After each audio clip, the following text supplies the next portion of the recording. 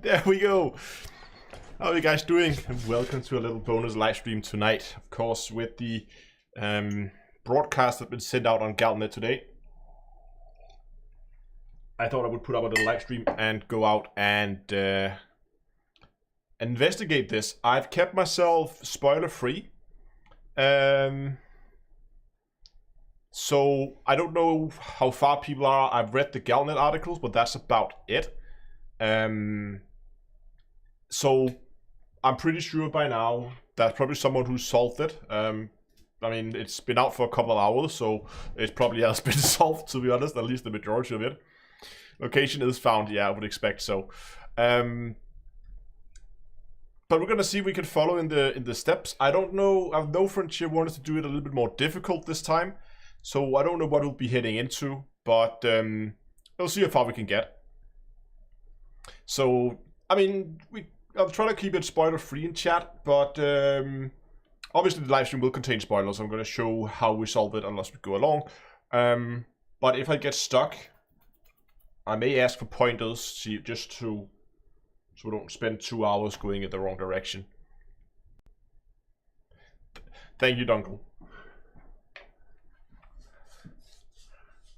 So, I think we're just gonna dive into it and to start by having a look at the Galnet articles, and then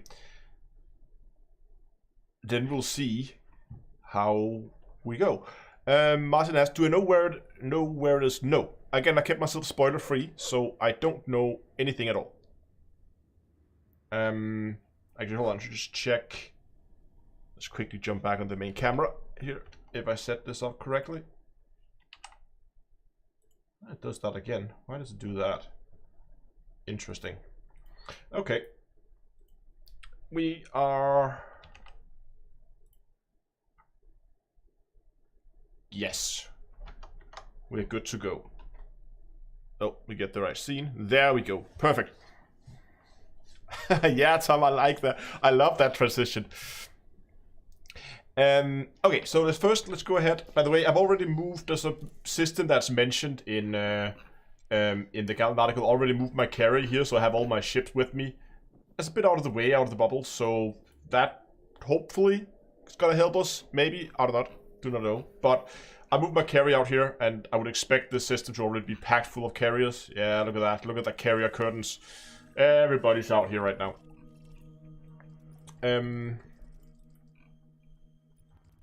But apart from that, no, it's okay. I mean, I expect the location to be found by now. So I could probably expect that people have found it. Carrierville, yeah, it's carriers everywhere. But let's go to Galnet. Let's just get started there. And that should we have? We have 3 Galnet articles today, as far as I see. Yeah, we have those 3 here from today. I believe this one is just a conclusion on the, even though it says Pilot Federation alert on them, just as these ones here. So I don't know if there's some hints in here. Maybe we should read this again. Last time I read it, this was just there's been the community goal last week with the Galactic Summit, whether it should be held by a series of the Alliance and the Series Corporation, or who was going to be promoting that, and it seems that's just the case in this case here.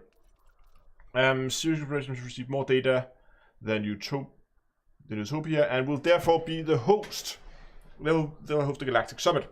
Both organizations proposed to organize a diplomatic conference for the Alliance, Empire, and Federations after calling on the galactic community to gather data that would support this. Let's just skim through this. This is just a summary of the community goals so far. All the superpowers government confirmed. Due to success in the security systems will be accepted. Series Corporation will accept Series Corporations as neutral territory. Good luck with that. That thing's gonna end in something blowing up. CEO Li Yong-ru made this announcement. The pilot who supported the Series Corporation. Let me see here. Pilots who delivered can get their reward now. Yes, business as usual. Do the whole thing in a sidewinder. Thanks a lot for the super chat. Yeah, I mean, this is just seems like just to be a.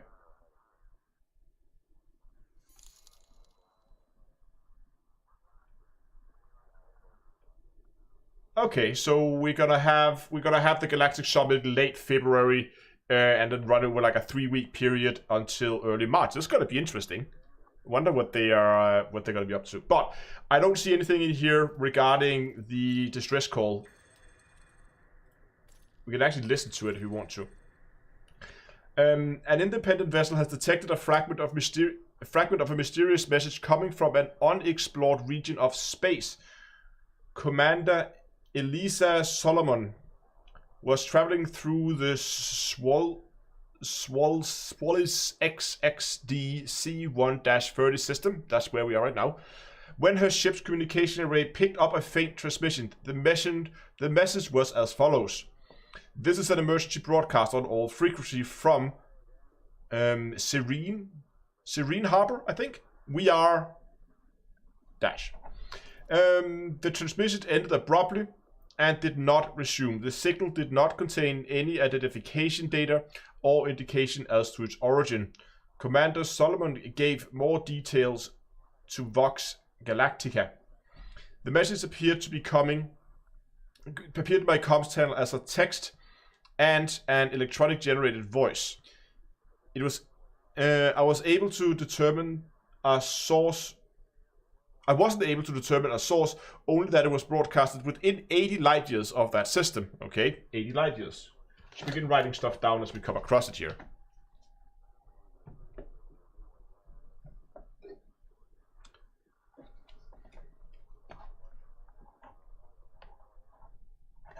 Light years.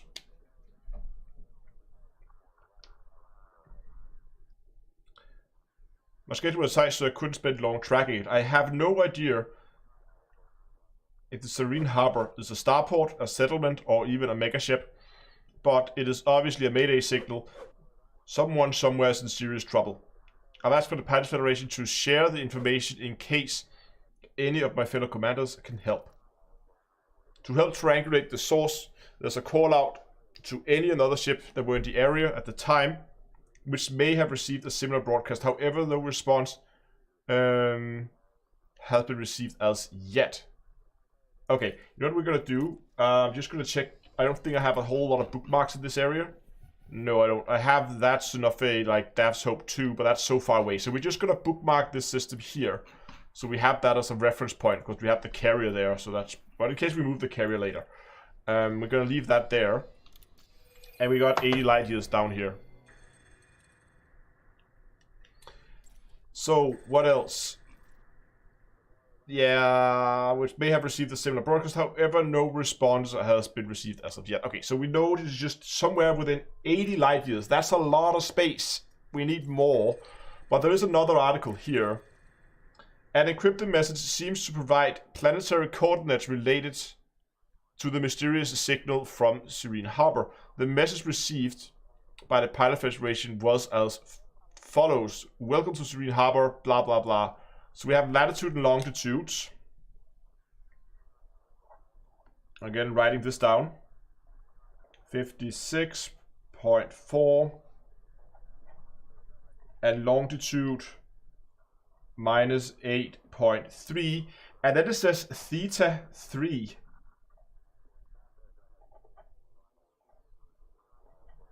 The theta 7, sorry. What am I? Theta 7. That really puzzles me. Although this pinpoints a geographical area on a planetary surface, the astronomical location of this body remains a mystery. It is unclear whether theta 7 refers to additional map coordinates or some kind or a code phase in a code phase intended for unknown recipients. Okay. And little is known about the original distress call, other than the brief contact. This is an emergency broadcast. Yeah, okay.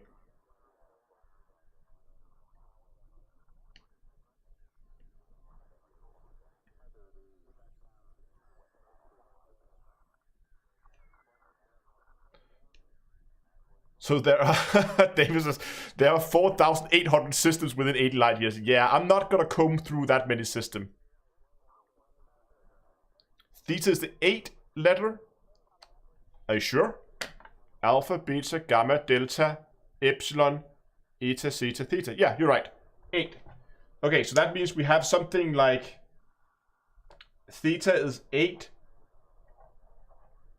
It could be planets like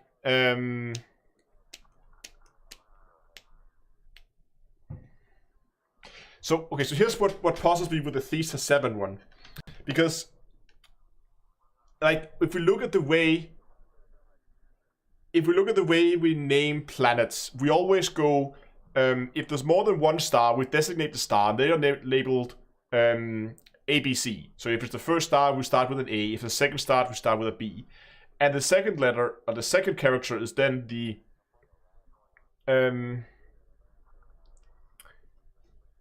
second character is then the planet number. So if it's planet, let's say we have 2 stars, the first star, third planet, or fourth planet, then it would be A4, and then we designate the moons. And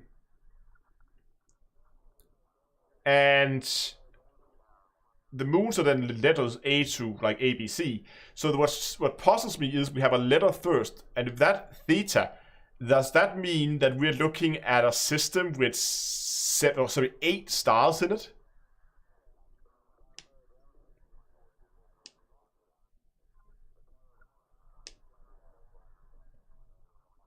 This is also the degree from Asmus in spherical coordinates. Yes, that is true.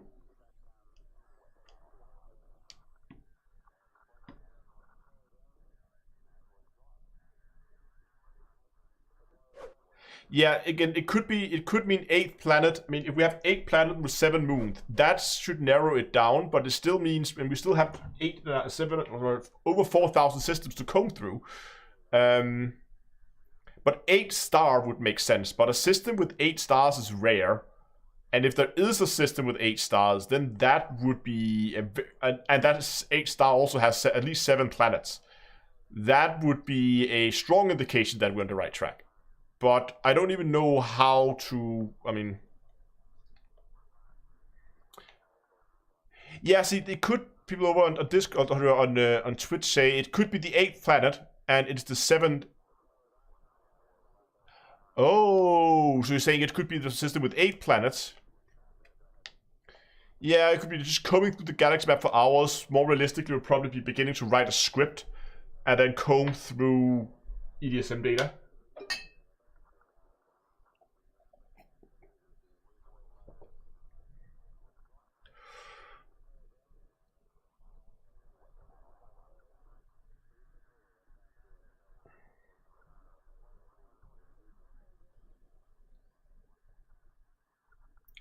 Any system with 87. Oh, theta 7. 80. Okay, there could also be there's the number 87. Yeah, the problem I have with the planet, like the 8th planet, 7 moon, is if it was the 8th planet, it should have been like planet numbers, and we use as numbers, and moons are letters. But here we have it the other way around. We have 7 as the designated for moon, and a letter designated the planet. That's the wrong way around. So since it's a letter theta, and also why is it Greek? In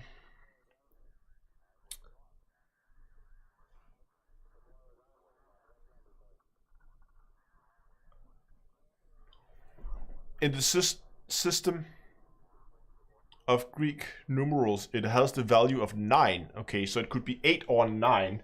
That's gonna narrow it down. We're just gonna see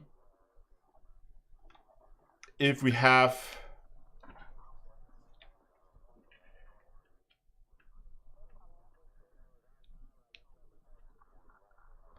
I mean, theta 7, we have two like that. That would normally be... I mean, it could be like a cipher for a... for like a Caesar cipher or something like that, but I don't see any encrypted text here, so...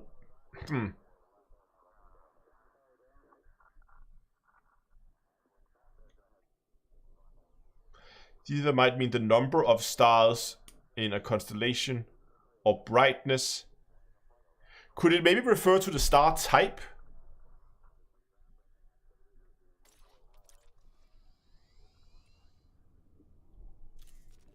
Because just check the nearby systems here.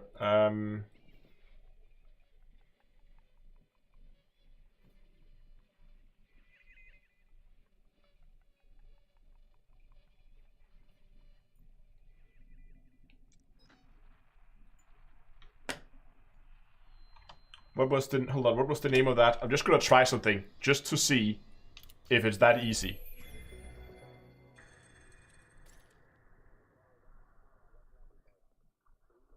Hold on, I'm just gonna quickly get the... We should have the galnet article online, don't we? It's just easier if I can have the galnet articles open. Yeah, here we go. That is a little easier, just to have them open here instead. Because then we can just take them from here. Oh, we only have the first one here. We don't have the second one. But that's okay. I just wanted to try that Serene Harbor. What happens, like, I know it's silly, but what happens if I go in here and I just search for Serene Harbor? I know you can search for stations. Okay, it doesn't find anything. It's worth a shot. It would have been too easy, but worth a shot.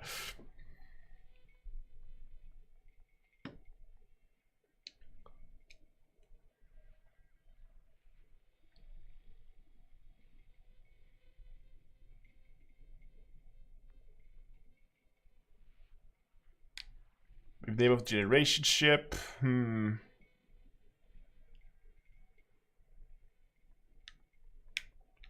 I mean, if it is, as was discussed, like an angle, then that would kind of give us like a cone. We could look anything along the edge of that cone. We could maybe do that.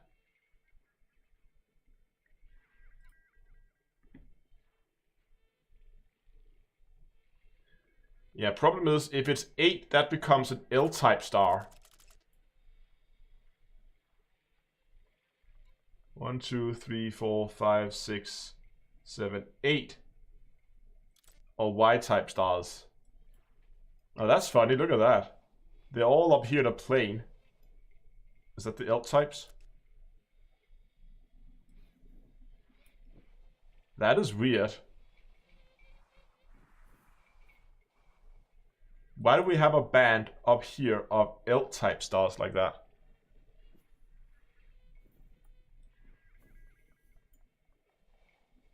And then it just stops again. What?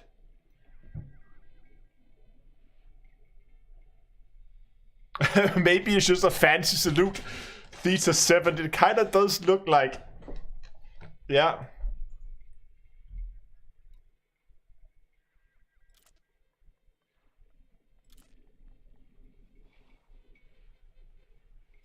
it's saving all the Y types. They're here as well.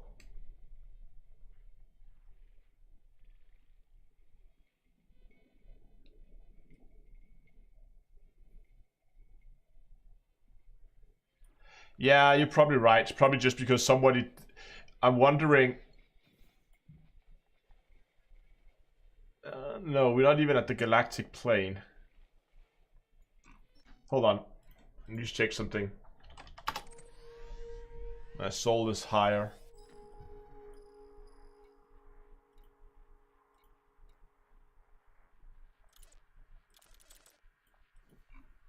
Yes, of course, that's 0. Great. Well done, Astro. Wow, this one is difficult. Well done, Frontier. I mean, normally you can get started. Okay, you know what we should do? We just check the system here. What do we have in system? I wish you could remove fleet carriers from the system map. This is an uninhabited system? Yes. Great. Hey, Elite Dangerous is raiding. Hello, guys. We're trying to solve the puzzle. Yeah, I saw it.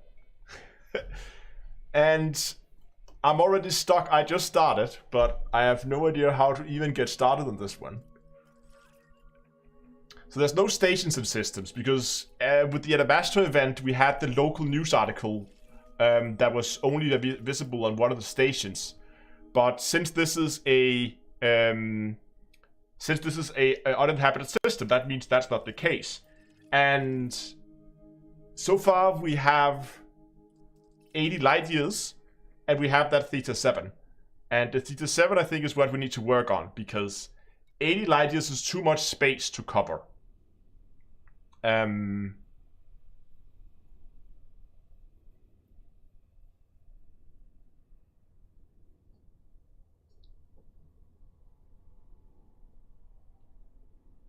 Did I visit the lockdown base? No, I haven't. Where's that?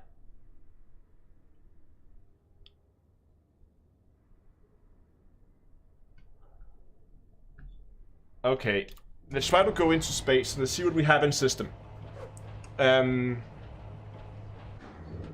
let's keep let's try to keep that theta 7 there. Let's just go out and see what's here. That might be a place to start.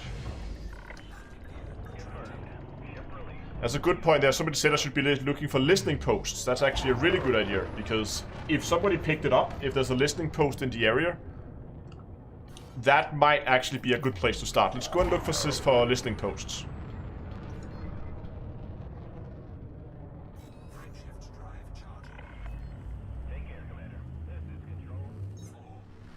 And we're of course flying the Bunny Bus today, just because that's probably the most suited ship for... okay, let's clear this. Oh, maybe not. Hold on. We want everything but fleet carriers. There we go. Okay.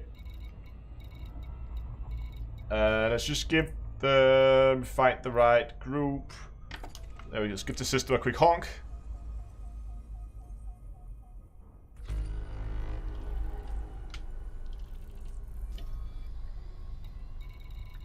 Okay, so I don't see any listening posts right off the bat, but there are also anything around the B star. Like, we can pretty much only see these planets here, right?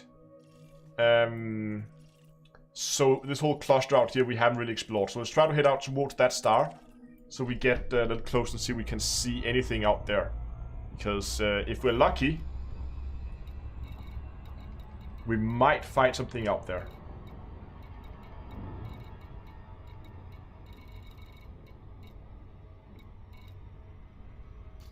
I'm just gonna quickly take a look what kind of planets are in system. Oh, will you look at that? We actually have what looks like a water world and an Earth-like. You know what? I'm just for fun, let's just map this system here. Because, okay, we're gonna go out, we're gonna check what's out close to the B star. And then we're gonna map the system. If nothing else, then just for the exploration data.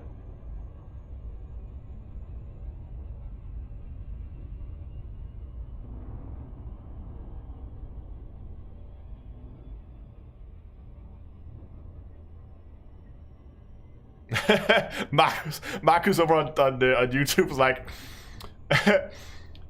just read investigating mysterious distress call and astronomy, and was like, holy, what have NASA found? No, we're just playing Elite today. Yeah, Dongle, we're gonna count sidetracks. I'm gonna get sidetracked a lot today.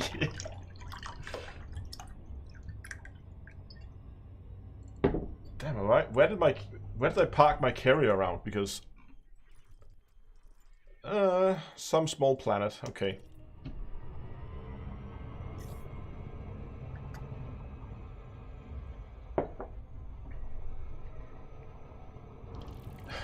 Fake Raxler. Yeah, I'm sure this one is Raxler.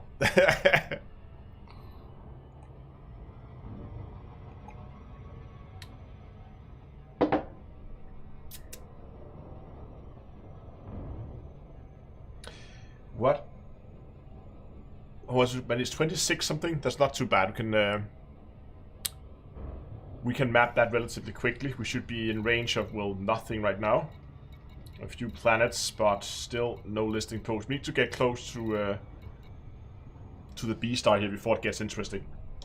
How far are these spread out? Let's check that map.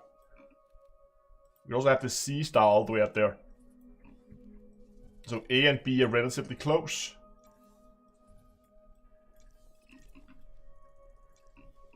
Yeah, they're pretty tight around that star as well. So we should be able to get all of them in range at once. Okay, let's see what we have here.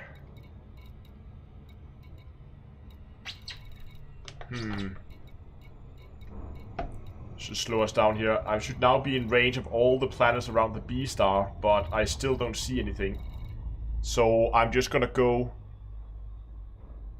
and quickly map this system here. Shouldn't take too long. It's only 20 something bodies.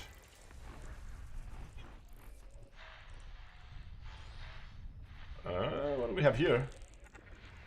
There we go. I'm just gonna move my camera down there. There we go.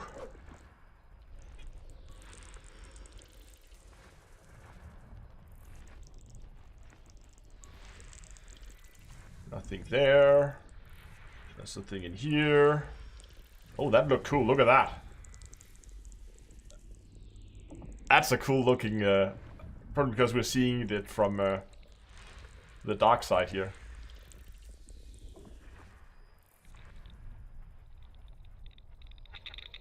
We have a lot of asteroid fields. Let's get those out of the way.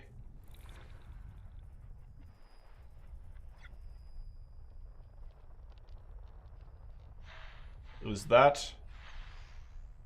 What is that? Degraded emission.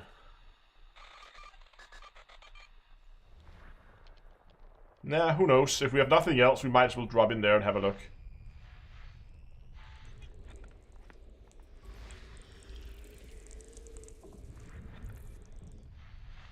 We still have something in this area here that I want to look at.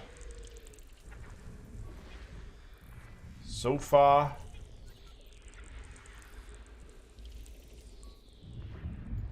oh, did we have no features there either?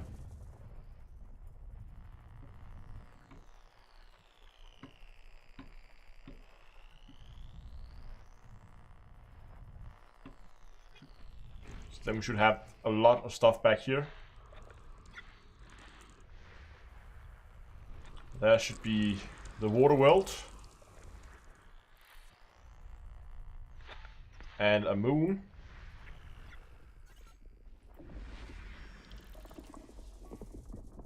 Tons and tons of fleet carriers.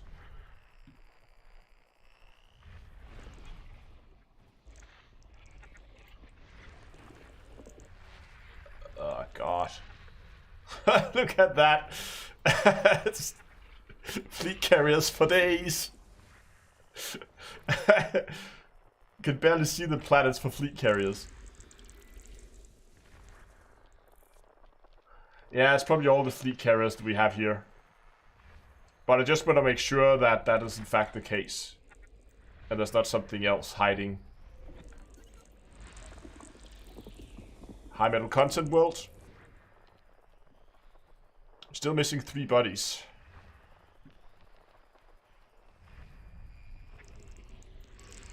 There's one.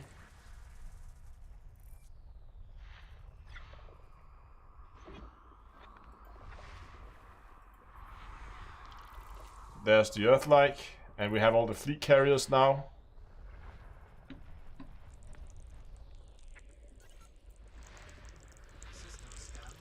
And we have system scan complete. Nice. Very nice. Okay. So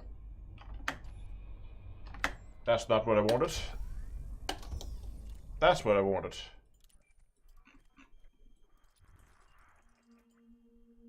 So we still have this area out here.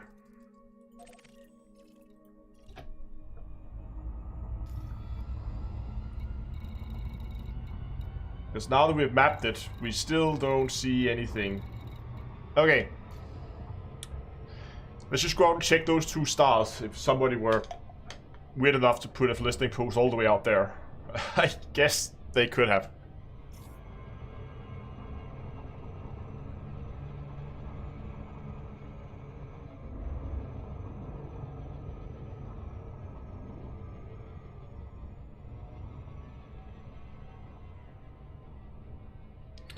Let's look at the system while we're running out there, just to see what we're actually dealing with here.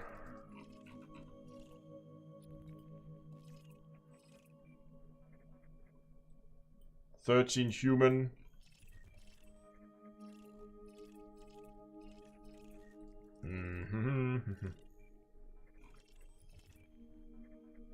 More high metal content. And we have a terraformable high metal content there, so there's a little bit of money in that if that's why you're here. And there's another one. 4 humans there. There's the water world. Rest is just fleet carriers. There's another terraformable. There's 3 terraformables in a row here. All sitting there nicely in the Goldilocks zone. That's perfect.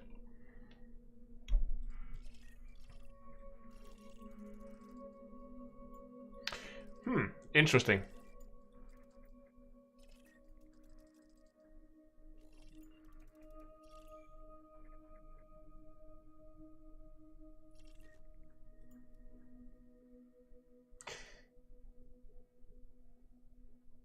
What's with all the carriers? Well, there's a lot of stuff going on. With all the stuff going on in the system, everybody's parking their carrier here. And there's even some carriers that left there. You can see a gap in the map there. Yeah, carriers are everywhere right now.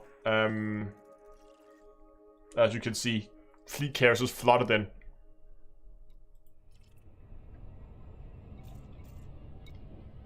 Just a message about weekly upkeep.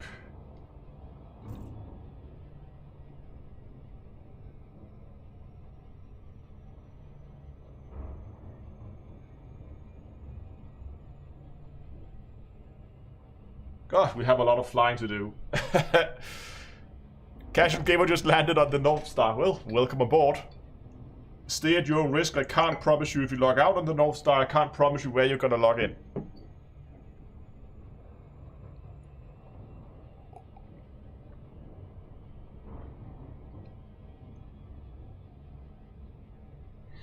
Yeah, and so Pocket Drummer, that's a good. We know about the theta being the angle, and we might try to do like a 7 degree cone around Synod of the system. That might be a way, but it seems odd to me that they got a message and they put a theta angle in the message.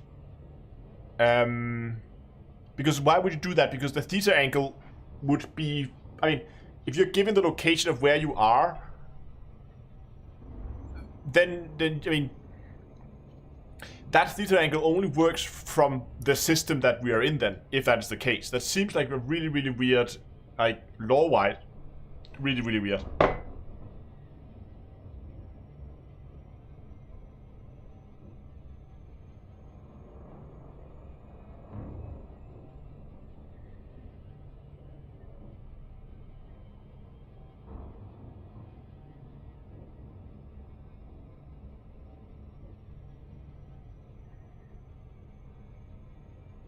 Yeah, maybe, I mean, it could be that it's on purpose only transmitted to this system.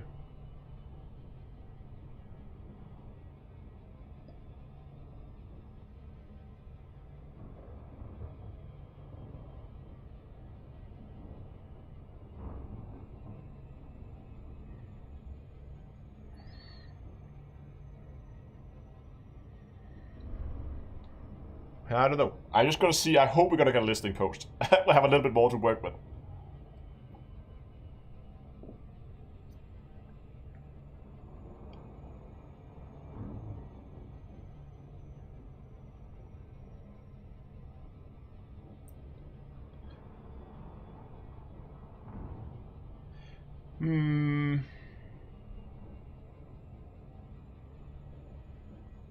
Yeah, okay, so what could the theta 7... Theta 7 could either refer to... It could refer to, like, some planets or like, to indicate, like, if we're looking at, like, the 7th... if we're looking at, like, the 7th moon around a planet or something like that, that could be something along those lines. Maybe it is... Because we need something that allows us to narrow down the search.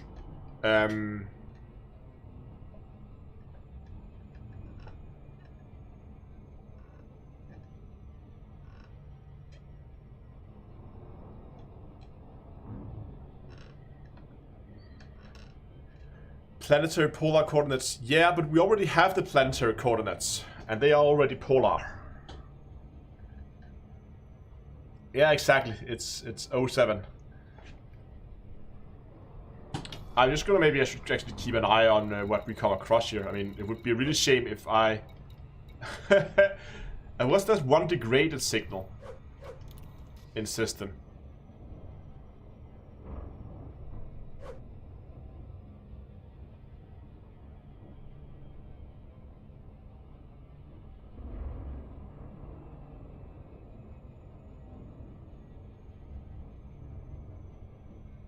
Theta 7 is in the logs. So yeah, it's in the galnet articles.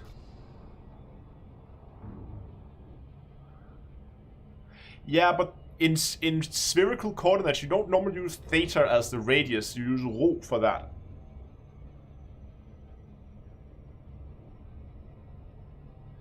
There seems to be 20 systems with the name theta in their name. Okay, that narrows it down. And if any of those are within... If any of those are within 80 light years, then we're getting somewhere. Okay, I'll see. Hopefully I will. I hope we're gonna solve this. Please. Give me listening post. Yes. Perhaps. Almost there.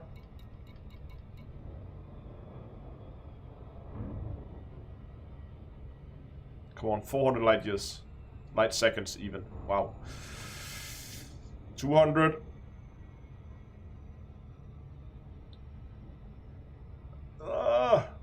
Nope. There's nothing out here.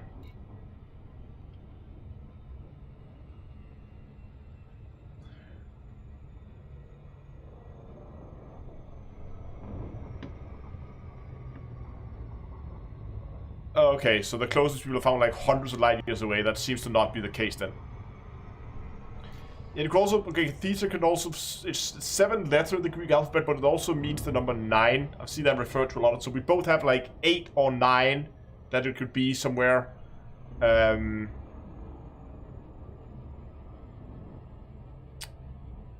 Huh.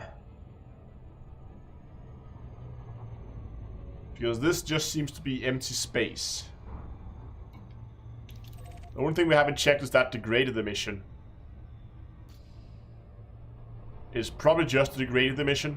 But, I mean, let's just jump in and see what we find. I haven't... How many landables are we dealing with?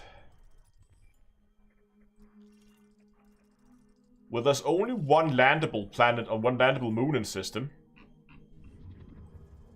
So we might as well go and map that and see what that has to offer.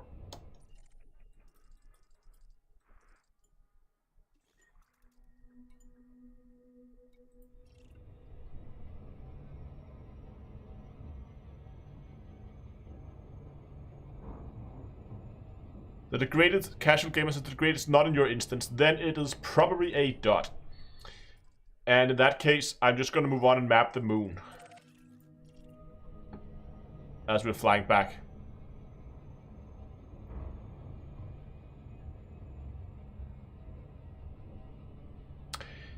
So,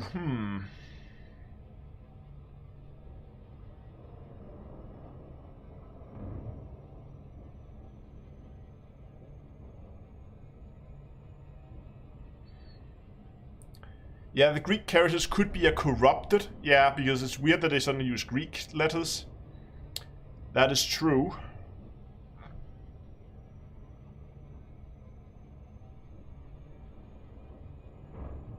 Yeah, I'm probably just gonna, you know what, you're right, let's just jump out and get back in because this is gonna take forever.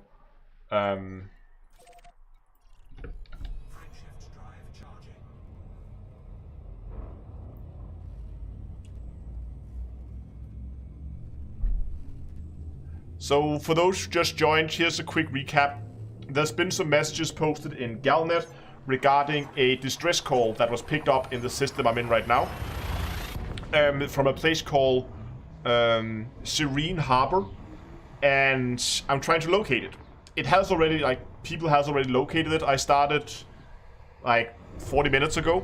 And I'm just trying to get started with it, see if we can locate something here.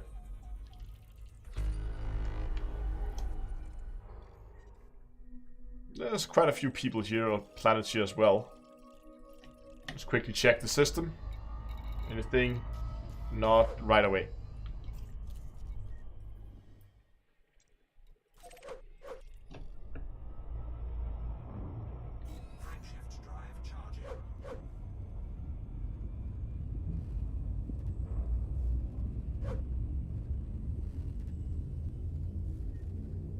Yeah, exactly. The system here is just where the pilot is. It's not necessarily, like, yeah, I don't know.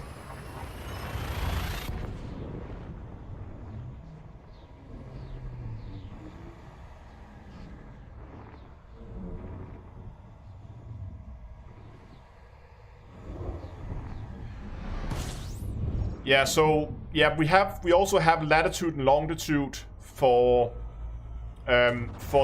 the planet we need to go to, but other than that, I don't really have a lot to work with. But we don't know where that planet is.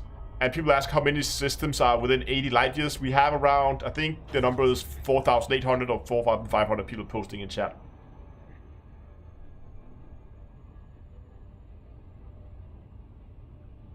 Yeah, we have the distance, but I'm not gonna be combing through 4,500 systems.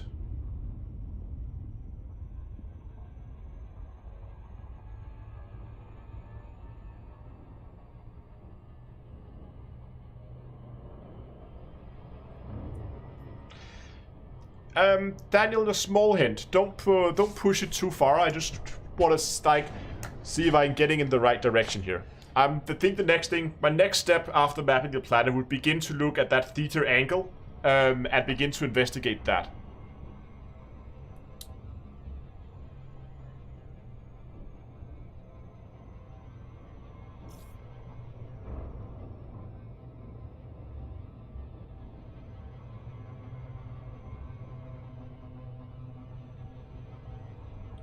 Yeah, system is less than 80 light years away. I kinda got the feeling that yeah.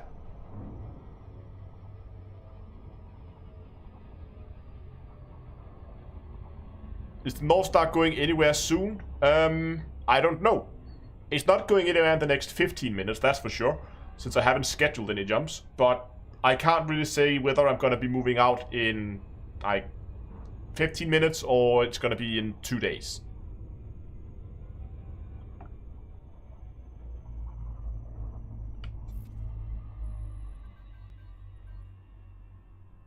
Okay, 4 probes.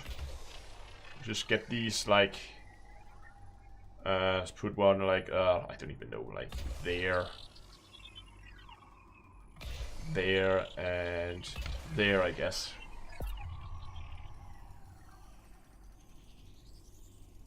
Surface scanned by 50%.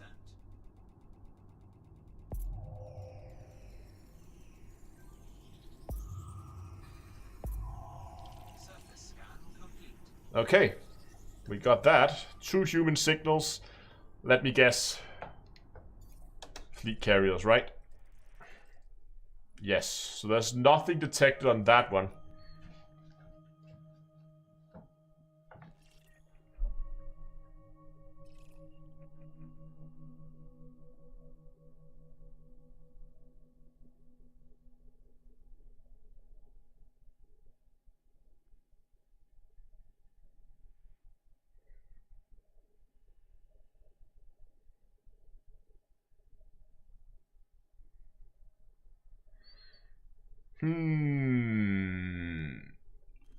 Are we gonna be working on that angle thing? Is that really the way to go?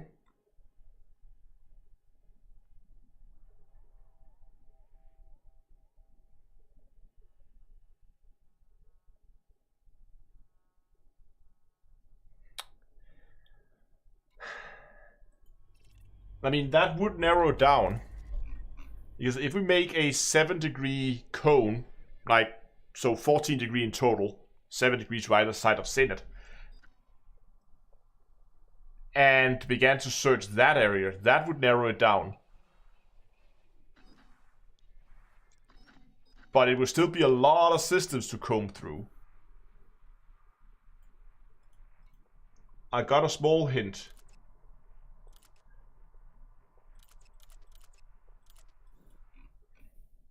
So, okay.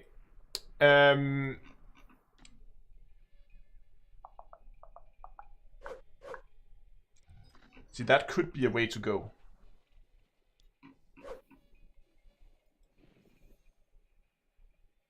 Did Cannon really just brute force it? Because, I mean, you could just brute force it if you have enough manpower to do it. But that's not very fun for an individual commander.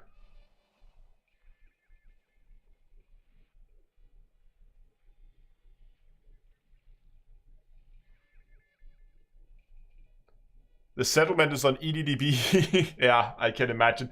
Not gonna go and search it up then.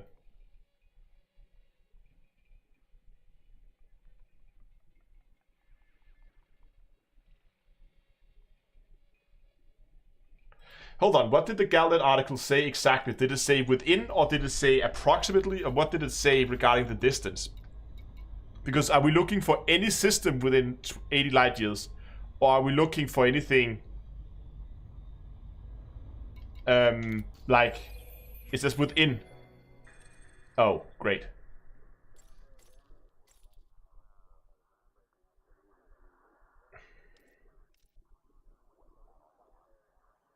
Whereas broadcast within 80 light years. Yeah.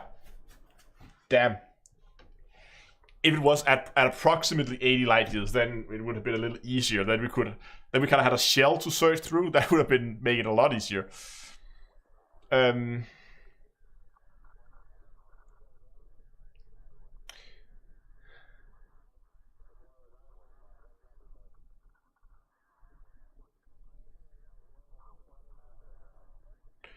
So Scott Rex says, why not use the system you're in now and jump from system to system in an 80 light year range?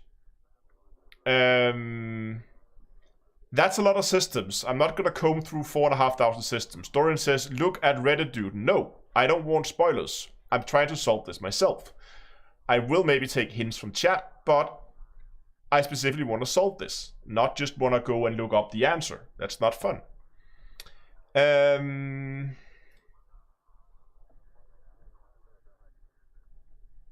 Adrian, I know it's already been found. I am very much aware that it's already been found, but I want to solve it. I've specifically tried to stay clear of spoilers. That's the whole point of the stream.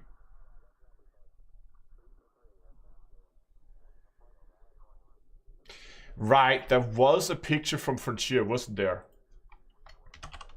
Can we pull anything from that? I don't know, what did they post it here?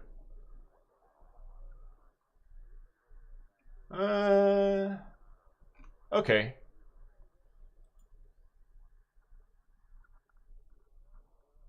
So here we have an image they posted about it. That looks like a warm star, and there's like a lava star close to it.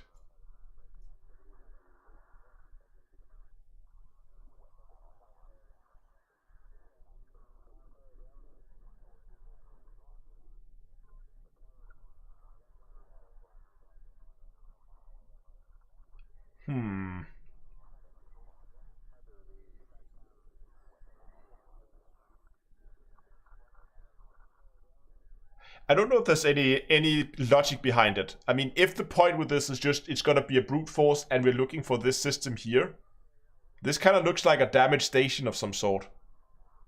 Like debris floating.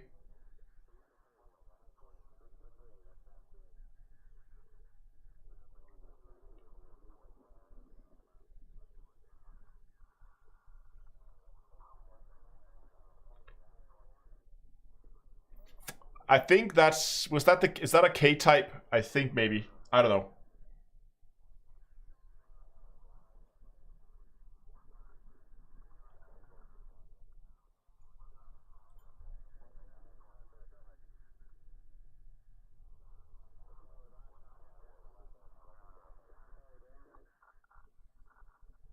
Yeah, this is like a volcanic planet.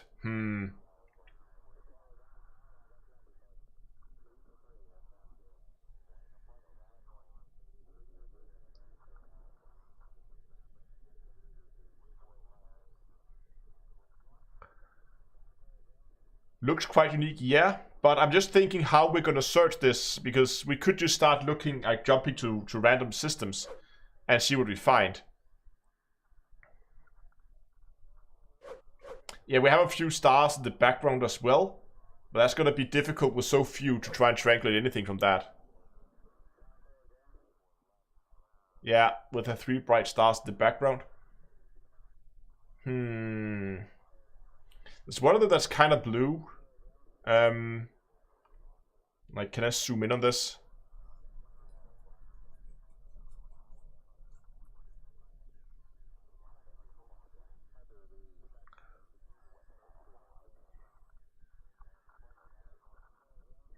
But okay, so here's the weird thing. We got a set of latitude, longitude coordinates, right? And this shows a space station. But latitude, longitude kind of indicates it's a surface base station.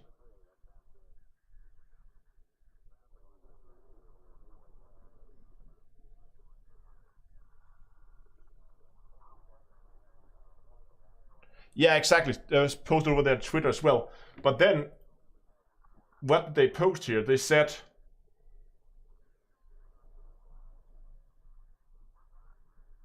an unknown vessel is in need of help. Vessel. So it's something that's crashed? But Serene Harbor just sounds like a settlement or like a station or something.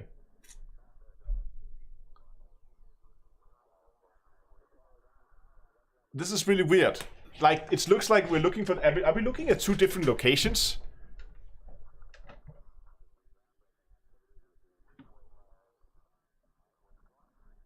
What Dunkelor said.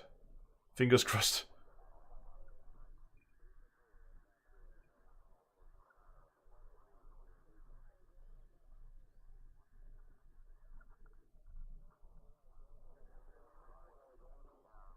You will only solve if you know how the 3 seashells work. What?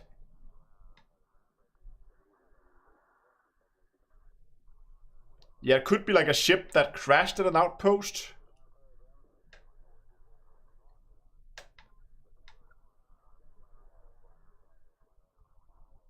But how would a crash ship need help? Well, okay.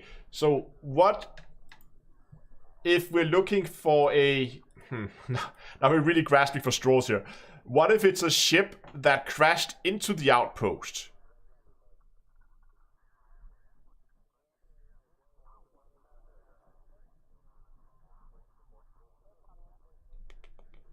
But again...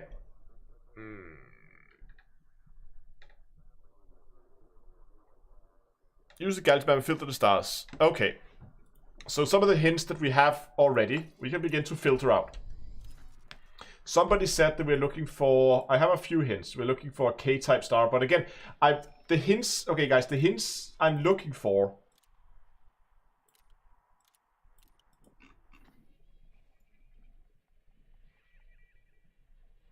There we go. Now we should have all uninhabited K-type systems. The type of hints I'm looking for is not necessarily how to locate that specific system. It is how do I work with the information I have.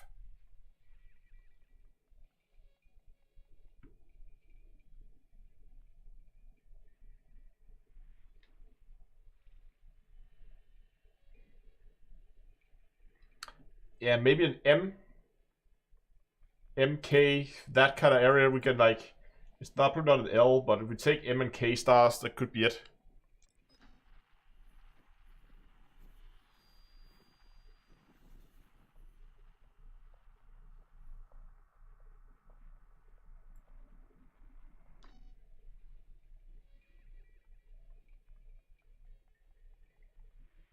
Okay, this is really just search, so it was just found by sheer brute force. Yeah, overthinking, potentially, yeah.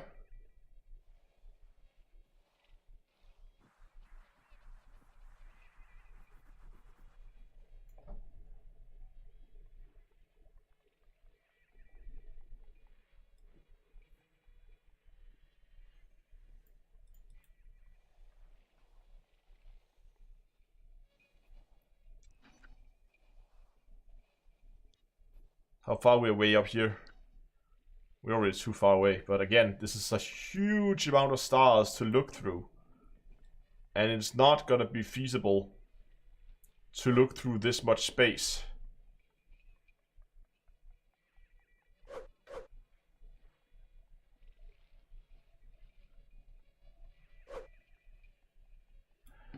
Protostars number 9. 1, 2, 3, 4, 5, 6, 7, 8, 9. Oh, now we're talking. Then we have to get this weird band up here. But there's not that many. This is kind of searchable.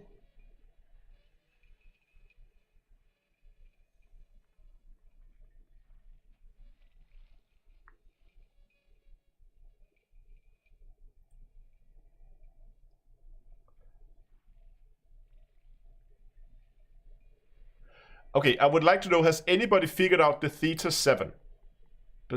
Okay, just without telling me, just a yes or no answer. Has anybody figured out what that theta 7 means? Look at that cone there.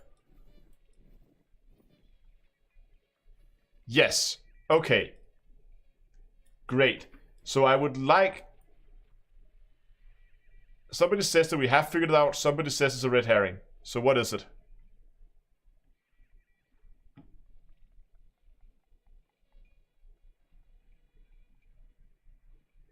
What are you talking about? The 3 seashells.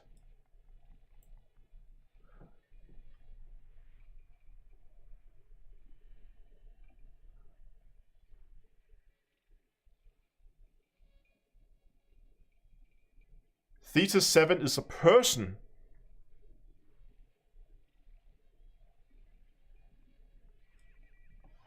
Okay, hold on.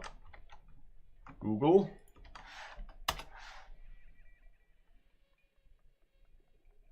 Warhammer community.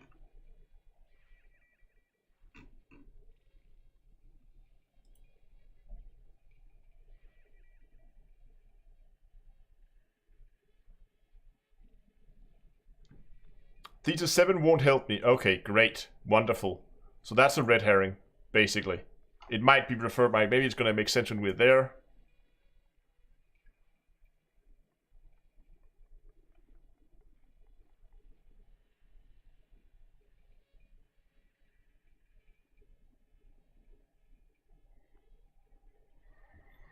according to Star Trek, Theta 7 was a blue giant. Yeah, I don't think they would make direct Star Trek references, kind of mix the universes in like that.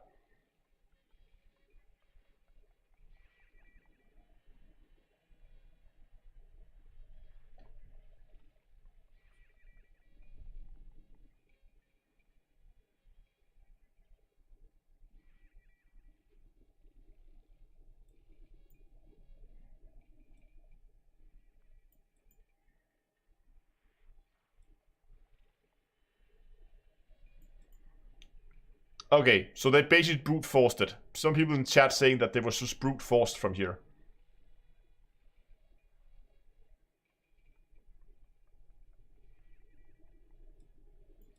Ah, so now I get. So when people say that Theta 7 is a person, it's a okay. So it's a call sign basically for someone.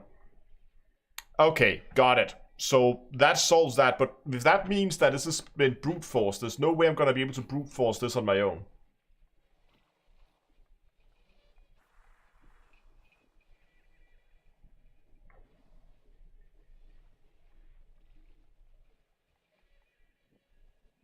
Yeah, okay. So it's Theta Squadron. Okay.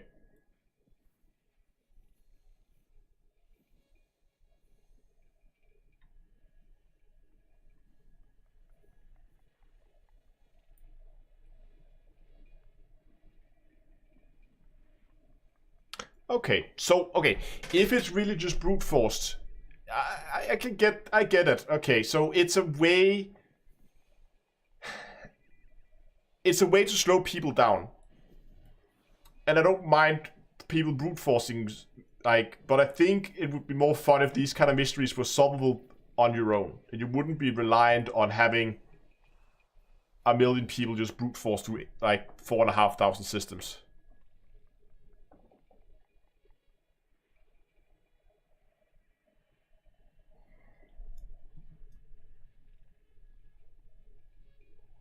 I mean, I know it's on EDGM and EDDB, and we can go and look up the Serene Harbor there if we want to find it.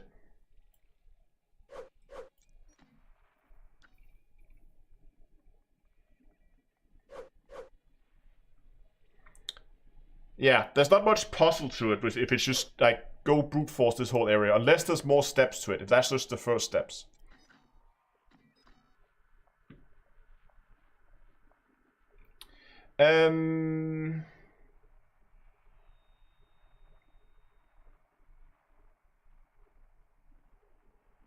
Yeah, exactly. The master has like proper clues, and you could follow those on your own, and that was a really fun event. Can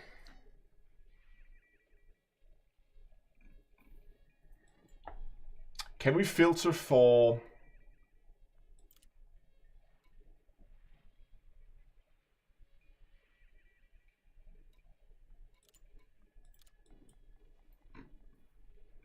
Like, I could just begin to look for carriers. That's also a way, since it has been located.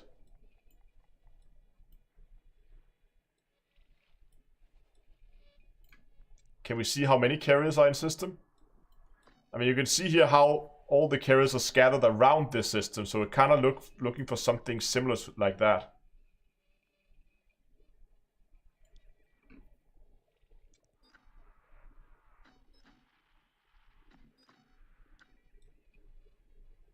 And now we're getting in towards the bubble, so that's why there's a lot of carriers in here.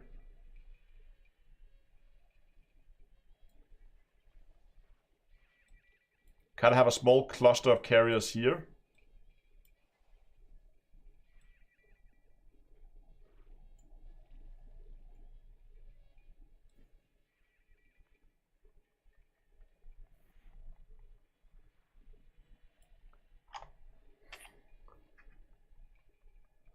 I don't think we can filter on. We have two systems close here,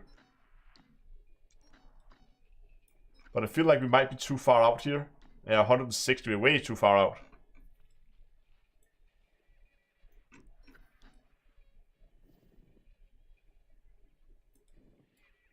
I mean, problem is if it's something this close, like that, right? If it's one of the systems this close, I'm not gonna be able to distinguish those from just the carriers that are in general in the system because there's no more room. Um,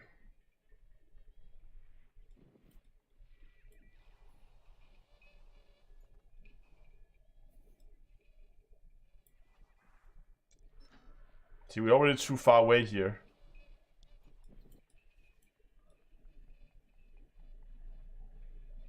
Let's carry out here.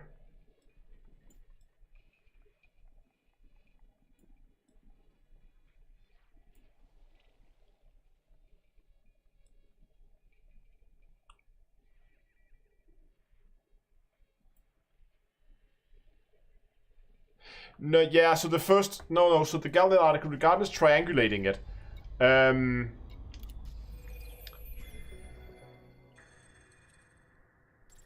The message says that to help triangulate the source, there's a call out for other ships that were in the area at the time, which may have received a similar broadcast. However, no response has been received as yet. So this indicates that maybe there's going to be another galnet article that's going to help. Like if you get... Maybe we're going to get a galnet article tomorrow that will help us slowly triangulate it. So now we have 80 from this one, and then we get slowly, it helps us narrow it down.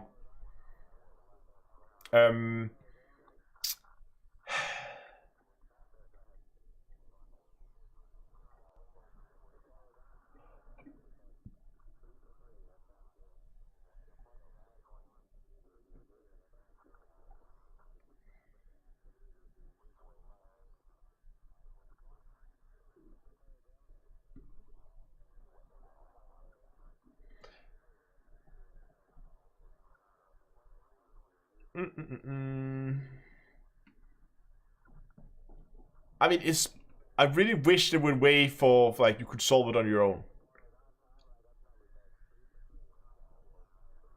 We're looking for someone.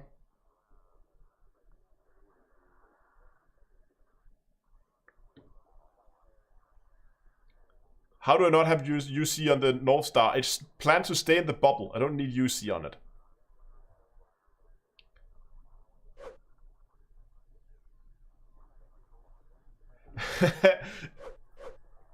Yes, Dongle. Let's do a quick, quick break. I just want to quickly mention to you guys if you do enjoy the stream, even though it's maybe not as action-packed, but it's more of a thinking stream, sitting in system and puzzling. But if you do enjoy it anyway, I would really appreciate if you would go down and hit the like button. It really helps a lot. And of course, as always, you can pick up some of the channel's merchandise at d2astore.com, where you get yourself stuff like the mug I'm using here. There's also t-shirt, hoodies, beanies, caps, jackets, all kinds of cool stuff.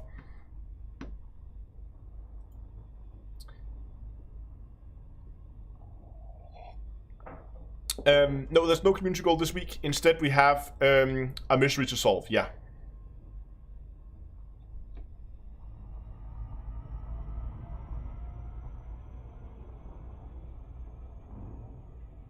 Exactly. Panzer's Gaming. If you were like if we had a listening post and system, then we would be able to go like, oh, it's between this and this many. I should find my carrier again. Carrier. There it is. Go North Star.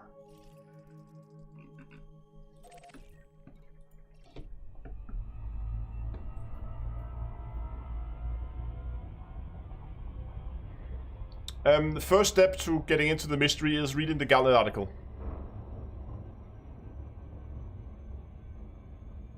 Panzer is the listening post.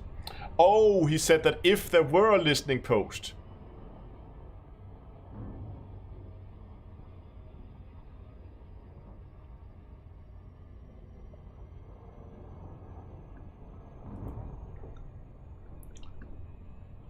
So you're saying that what I'm looking for is within 30 to 40 light years from where I am. That narrows it down a bit.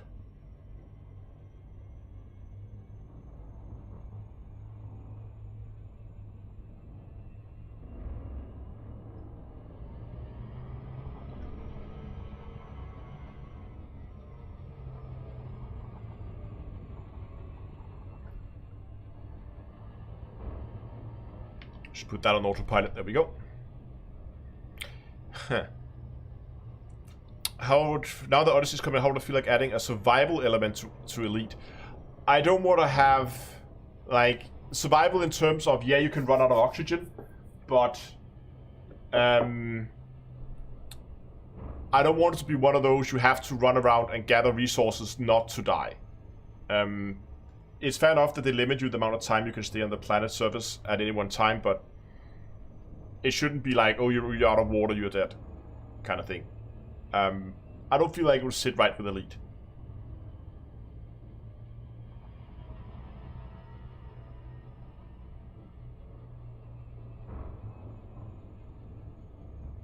I don't hope for food and drinks. Oxygen, sure, that's fine. Maybe even power.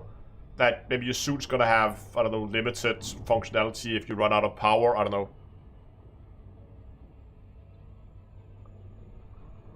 Yeah, no food and water. No, they have it in Star Citizen, and it's just more of an annoyance than it adds anything like meaningful gameplay, I think.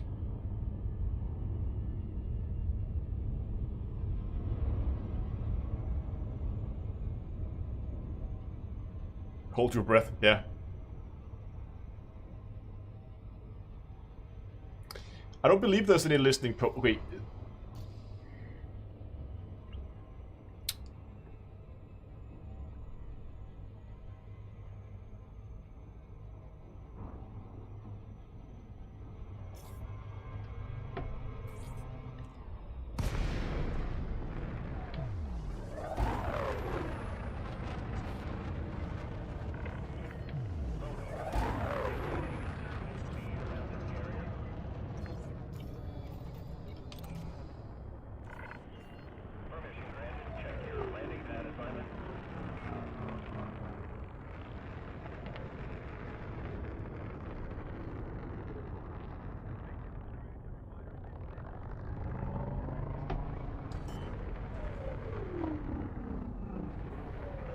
Landing gear deployed.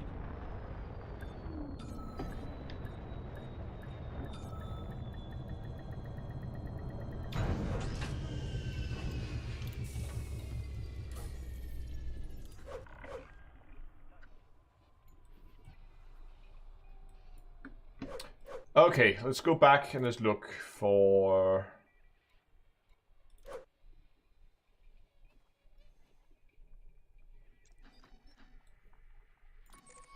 Oops.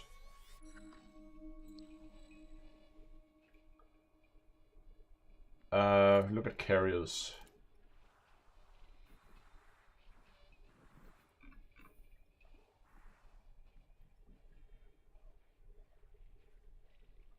Star filters are wrong. Why? Star class. Oh, right, yeah. But again, look at this hot mess.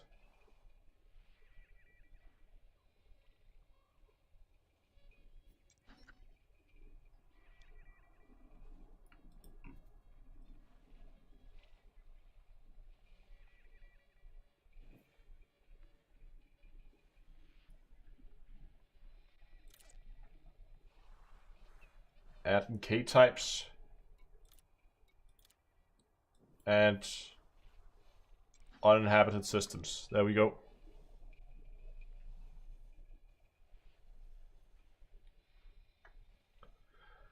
Hey, Marcus.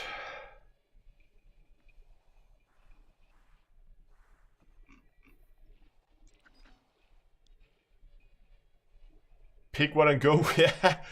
What are the odds, though? Should we just look it up just to find it and have a look, go there and have a look? I mean, it seems like this was, it seems like what I can read in chat that it's basically just a, that it's basically just a dead end. Like, not a dead end, but it's like a brute force thing you have to go through.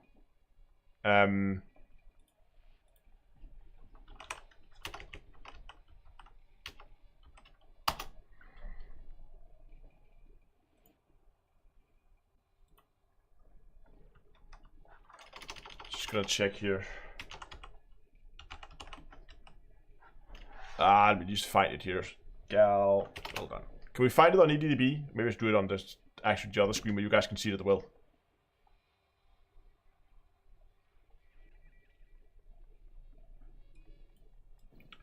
Look to the core, Francis.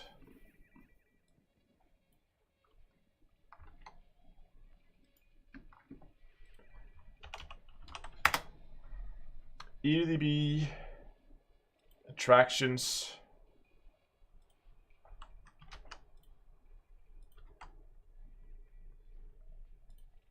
Okay, we have a system. Let's just go there and let's see how far is this. Should be like within. Will you stop that, EDDB? Thank you.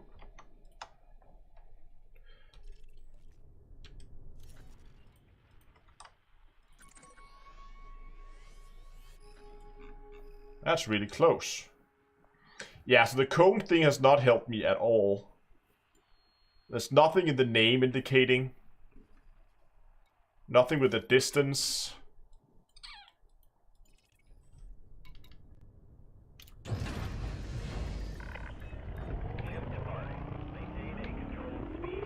Because I was looking upwards mainly because I was still working on that cone theory just to see whether I was up there.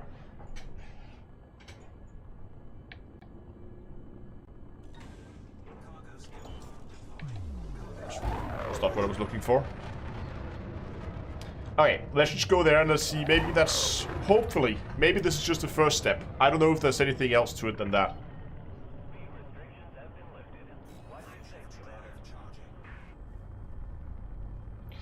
I have a feeling that we were not supposed to solve it today.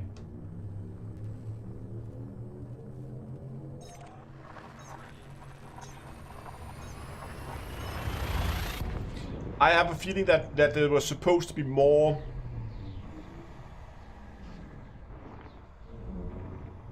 That we were supposed to get more information about this the coming days, so that this could be solved individually. And the intention was that, yes, we could solve it early for...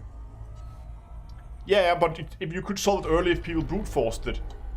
But... Yeah, okay, it definitely seems like we're onto something. None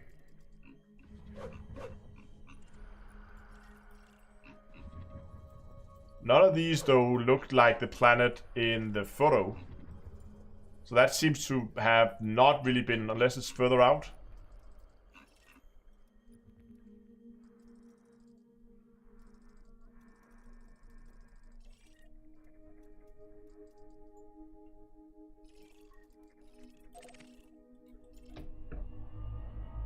So, when you brute force through the systems,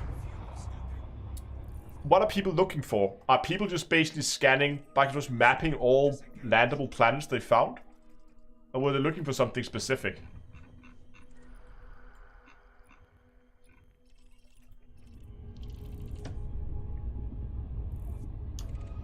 Because as far as I know, I haven't checked actually, but it's just... It's an unidentified signal source.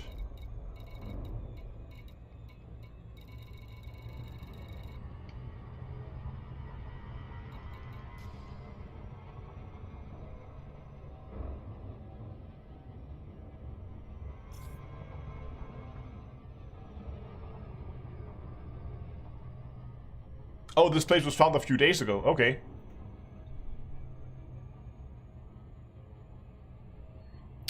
We haven't actually set a light goal for today. Where are we at right now?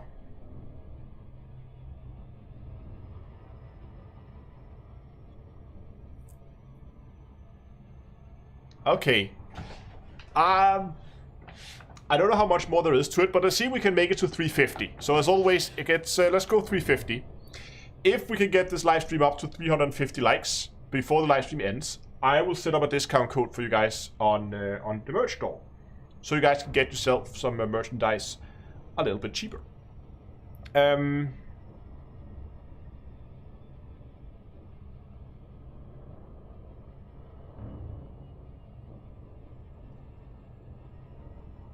Push a little, 400. Okay, we can go and push for 400. Let's go for 400 then. Let's see if we can push it to 400.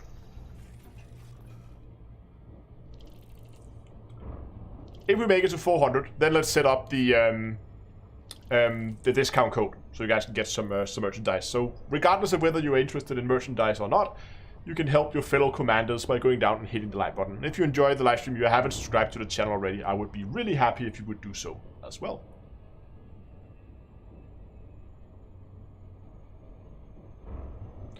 Yeah, exactly. We indicate human signals when you're looking for the FSS scanner, but it still means you need to map it every, like map you to at least FSS scan every system.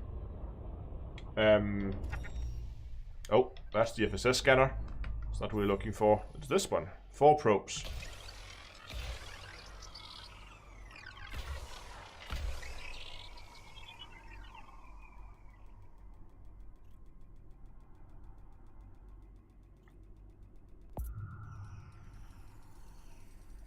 Yeah, they did talk about a vessel, and so far I haven't seen any vessels.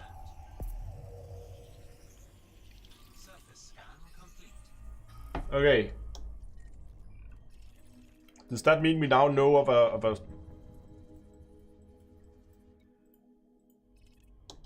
So what do we see here? We see 15 human signals. How many of these are fleet carriers? 1, 2, 3, 4, 5, 6, 7, 8, 9, 10. 1, 2, 3, 4. Yes, so there is one unaccounted for. And obviously we can't see it through mapping. Can we see it here maybe? No, we can't. But we have a set of coordinates, which I wrote down somewhere on a piece of paper, and I'm about to crash into the moon. Let's just not do that.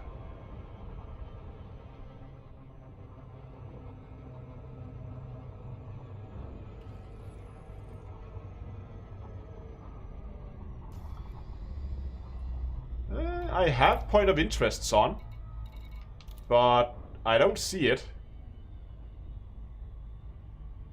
But that's okay. I can fly manually. We're looking at a latitude of 56.4 and -8 for longitude. Oh god, that letter is in the way.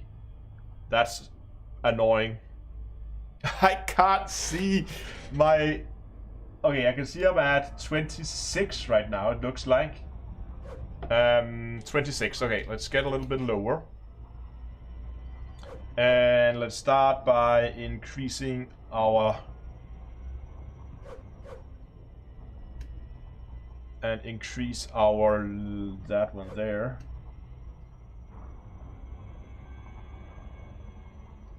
And let's just not dive down too deep right now. We're at 30, 40 something. Getting close. Need to go minus on this one, so we need to go in this direction here. Okay, let's go over to fly at an angle up to 70. Like so.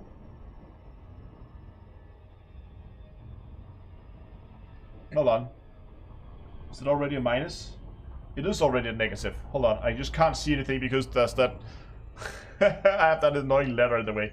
Need to flip around, go to 90 degrees instead. There we go, 90 degrees. Well, let's not drop out just yet.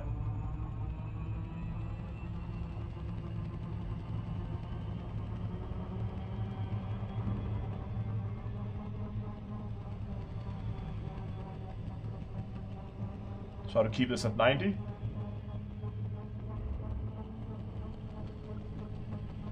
Just making the letters wobble a bit so I can actually see what I'm doing. 15, 14, 13, just under the A there.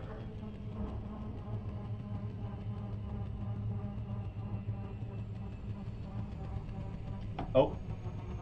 Did I miss it? Yeah, I did. Flew over it.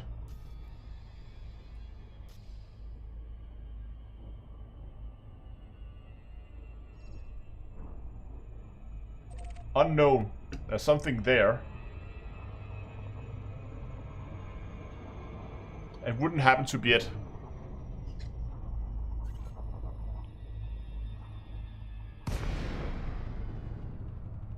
And now we lost it.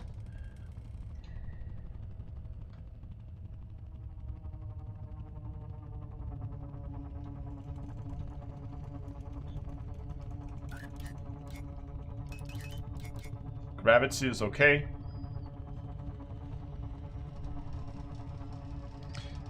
John, we looked it up. basically what people told me in chat, that it was essentially just a brute force search of the systems that located it. And since I'm not gonna brute force my way solo through 4,500 systems, I looked up the location.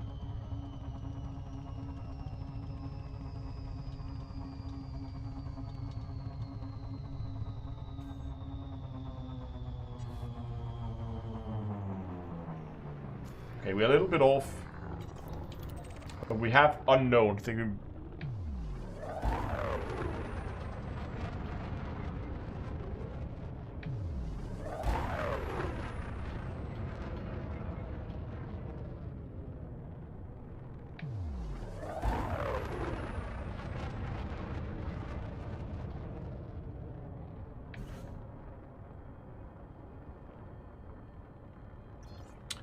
There's something here for sure.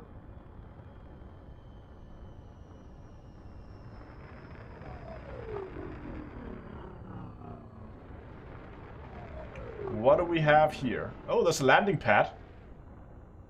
Well, I don't expect that I can actually... No, I can't request docking. It looks pretty dead, but I'll land there anyway, if I can. If it allows me to.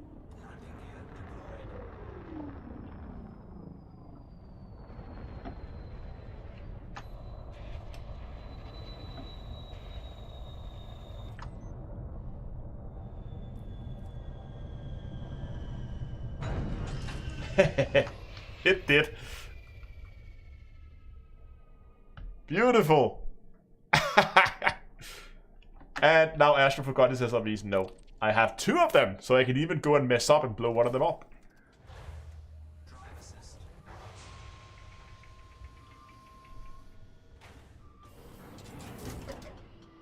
Oh, look at the rocks. Okay, well maybe just the light. They just looked all red.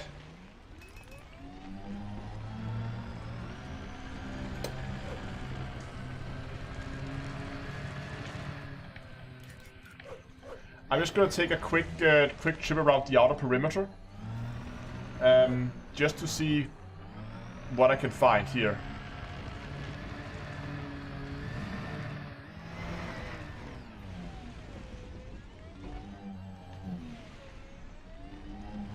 All these doors or something.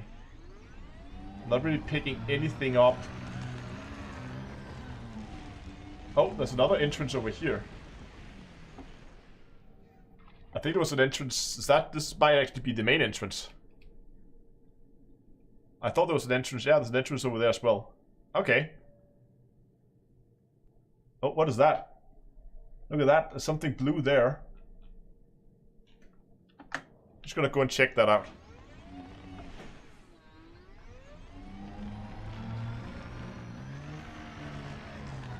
Oh, there's also something here. Hello. Salvaged alloys.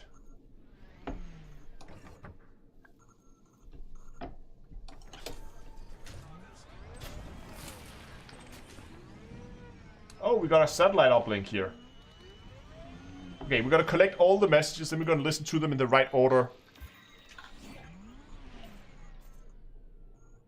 Discovered logs. Okay, we're gonna go and see if there's anything else inside.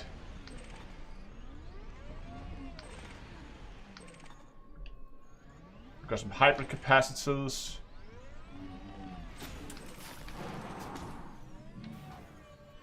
What else do we have? It's picking up all kinds of stuff. There's another uplink in there. And heat dispersion plates. We're gonna get that from the inside.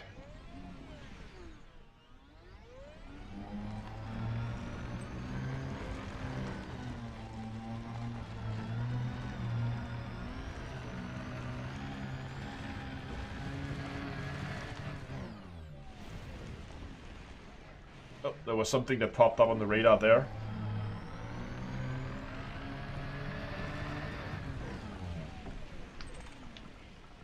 Okay, another uplink inside. We're gonna pick those up inside.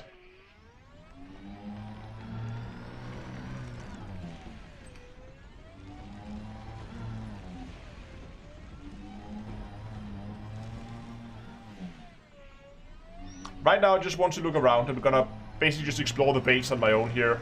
Take you guys with me, of course, and then we're gonna go and see what we find. Then we're gonna listen to the logs afterwards.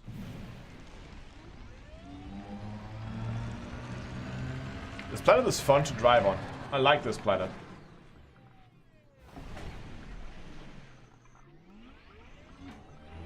And go, go, go. What color is the tracks here? Okay, they look pretty standard. Sometimes when you just strip away the first layer of dirt, you get really funny colors. Oh, we can't. Too close to the ship's boost.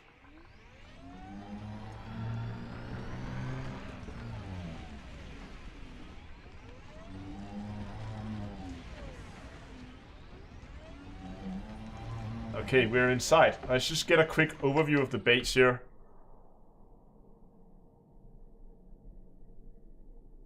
Okay, so it's basically like just if we followed the outer perimeter, we're basically gonna get there. Oh, that's quite tall, isn't it?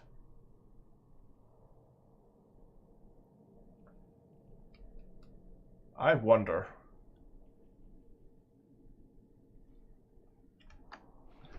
Let's just follow it. I have an idea for something I want to do later. Before we leave.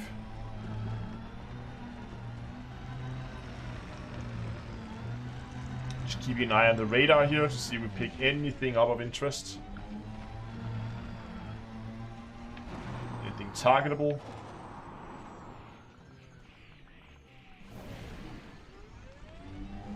Should be an uplink over here. We spotted one of them on... yeah, there it is.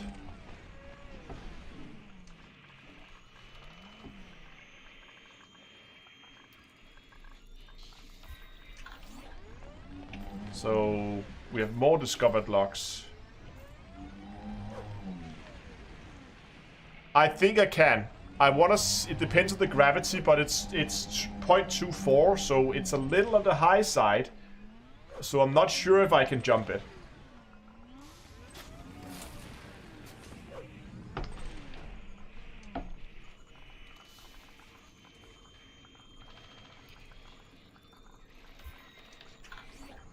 That's another one. What do we have here? It's public, so I should be allowed to scan it. But it's blue. Blue is normally bad. But I mean, worst case is I'm spawning my fleet carrier, so...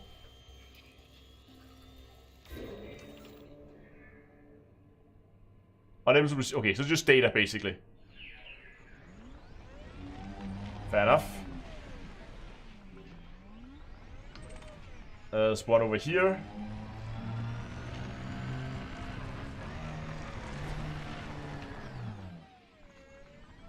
I think I have been on a similar base before, and I was able to jump the tower on that, but gravity... the gravity was quite a bit lower on that planet. So that is the entrance. Just gonna explore the last little section here. Oh, there's a little ramp here. Wonder where that takes us. Okay, it's just a little... like, whatever.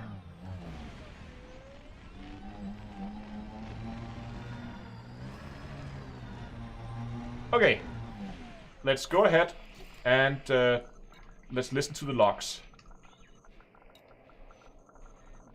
Oh, they have dates on them. Okay. 3307. These are only a few days old. Let's take them in order. So let's go with the 20th.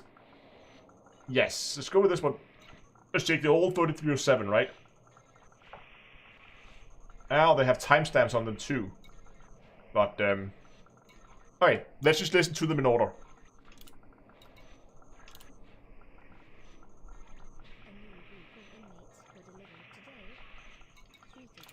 That's really low. Hold on.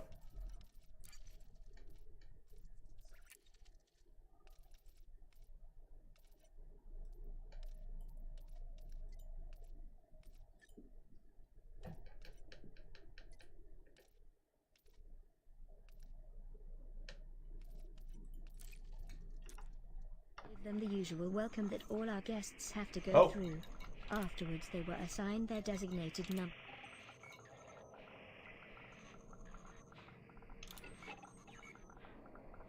A new group of inmates were delivered. It's still a little on the low side. I'm just gonna see if I can get a little bit more voice out, a little bit audio out of that. Playlist volume. Gonna boost that.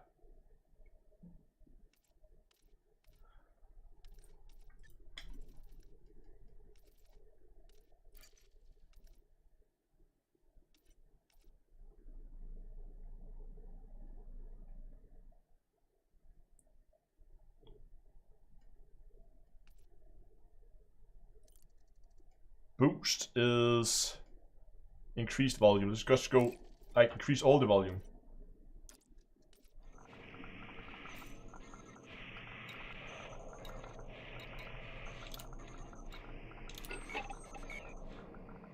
A new group of inmates were delivered today.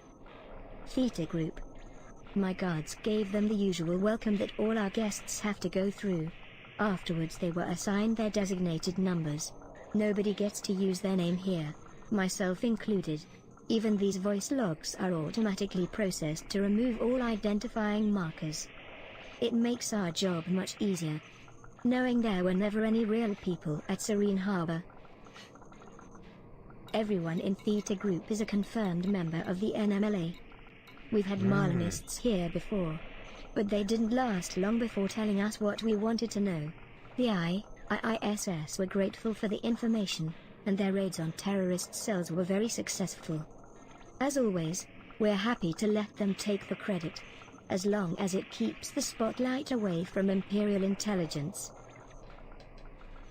What's slightly unusual about these Marlinists is where they were captured. Prisoner files say they had an advanced workshop hidden in LTT-1935, a federal system. It's thought that these were the people who built the enzyme bombs that were used in the starport attacks last year. So we have some real celebrities in our cells. It's a mystery to me why everyone is so scared of the NMLA. I've handled radicals like them before. Emperor's Dawn, Silver Oracle, League of Reparation. They all broke eventually. These will break too. Okay, so if you're not up with the, like, you remember there's been some attacks on stations recently, and these are those believed to have been done by the NMLA group, which is like a subgroup within the Marlinists. So it's like, problem is the Marlinists gets a lot of like flag like in general, even though it's only a subgroup within them that's are troublemakers. The NMLA, believe that, if I recall the law correctly, is the troublemakers. Yes, they murdered Duval's dad. Yes. So, but one thing is, we had that system there. That's my pen. That's the problem with using physical pen and paper. It's always disappeared. We had that system there. LTT19. Whoops. 935. And they said they had something in that system that could be worth going there and taking a look.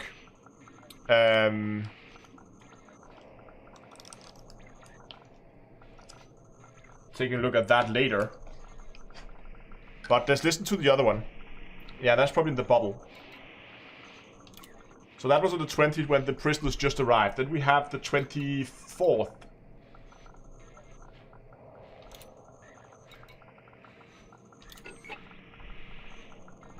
Theta Group are proving to be harder to crack than I expected. Most of them haven't said a word so far. Screams don't count as words, obviously. The man we think is their leader, Theta 7, is supposedly something of an engineering genius, despite being covered in corrosive scars. During questioning, he just closes his eyes and lets it happen. Something tells me he might have gone through this before. A few of the others are more vocal, but not with anything useful.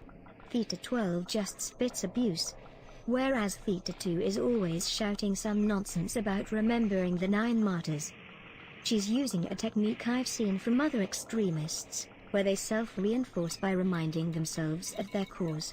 But they don't usually hold out for this long. We've been told that these terrorists need to look healthy and intact for a public execution, which limits our usual methods. Therefore, I'm taking an alternative approach. I've requested a neurosensory amplifier to be loaded onto the next supply shuttle. It's a delicate piece of medical equipment, so I told them to mark it as fragile. Most of our guests tend to be fragile too. Some fall apart when you so much as look at them. So it's refreshing to have a challenge for once. I'm looking forward to providing the IISS with another success story. She's a whole other level of messed up. Oh my god. Okay, oh, we are at 405, 403. Great, I'll set up the code. Let's just quickly find, let's listen to the last of these. Okay, so there's some questions about the corrosive scars. You remember the bombs that were set off that was created by this group, this terrorist cell? They did make them look like it was a did look like it was made by a Thargoid attack. So it seems like they are like making bombs like infused with some kind of Thargoid tech. I don't know. Interesting at least, but she's messed up. Like the narrator or whoever's writing these logs.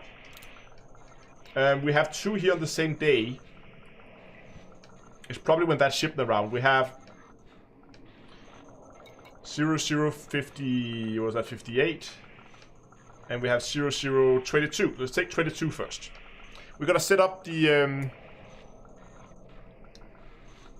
yes, I'm gonna look at codes in a minute. I'm just gonna listen to the last two logs here. Situation report. We have a major incident. A large-scale security breach is in progress. I cannot explain how this has happened, but the prisoners are no longer in captivity. They got free. All of them. Just as the supply ship was coming into land, most of our automated systems shut down simultaneously. Cell doors unlocked. Electric barriers were disabled. Even the sentry skimmers outside just dropped to the ground. And the inmates came surging out, too many to stop. I managed to reach my office. But I'm watching what's going on via the monitors. It's brutal. Several of my men have been killed already. There are prisoners running riot everywhere, smashing whatever they can find, although Theta 7 hasn't joined them. He's still sitting in his cell, even though the door's open. It looks like he's waiting. Could he have done this? Top-rank Imperial intelligence officers have override codes giving them remote control of assets, which would explain this security shutdown. But Theta 7 can't know those codes, unless he's stolen them somehow. All of Theta Group look calm, like they knew this was going to happen. Maybe that's how they resisted our questioning for so long. They had hope. They probably timed this so they could hijack the supply ship and escape. But it's not going to work. I've ordered my remaining guards to retreat to the control room and await reinforcements. We anticipated breakout attempts like this, which is why all our shuttles carry a full squad of combat troops. I can see them on the external cameras now, leaving the ship and heading inside. They look heavily armed. Good. I think we'll have everything locked down again soon.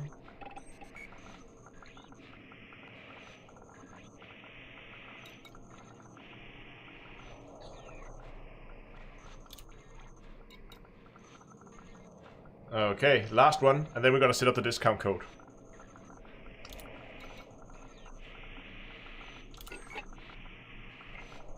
This is an emergency broadcast on all frequencies from Serene Harbor. We are an Imperial Intelligence Detention Facility, and I'm the comm. My name is Commandant Gabriel DeLuca, ID code XTU67065.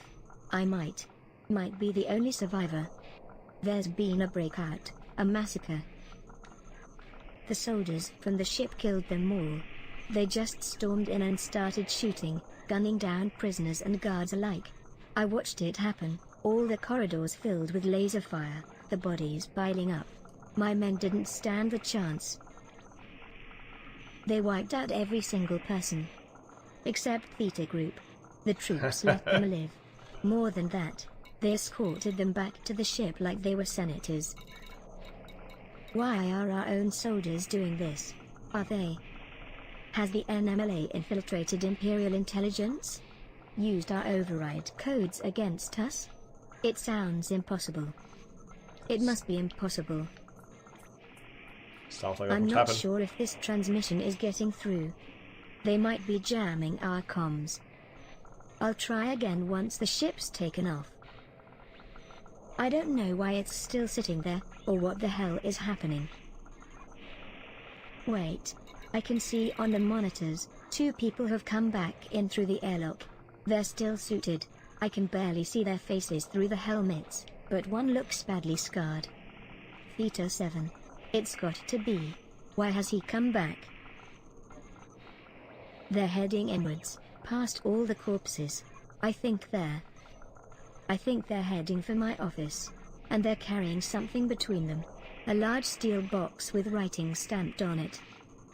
It says, fragile. That was the torture device. Emulated Penguin, hello, welcome. We're just listening to this absolutely brutal, basically execution of everybody on this base. Oh god. That was the torture device they ordered. So they could torture people without them knowing. And, yeah. I think she be... It's clear that there's someone with a lot of influence that got these guys out. Because if they manage to completely, like, shut down all the major systems, they have people infiltrate the whole shipment and everything.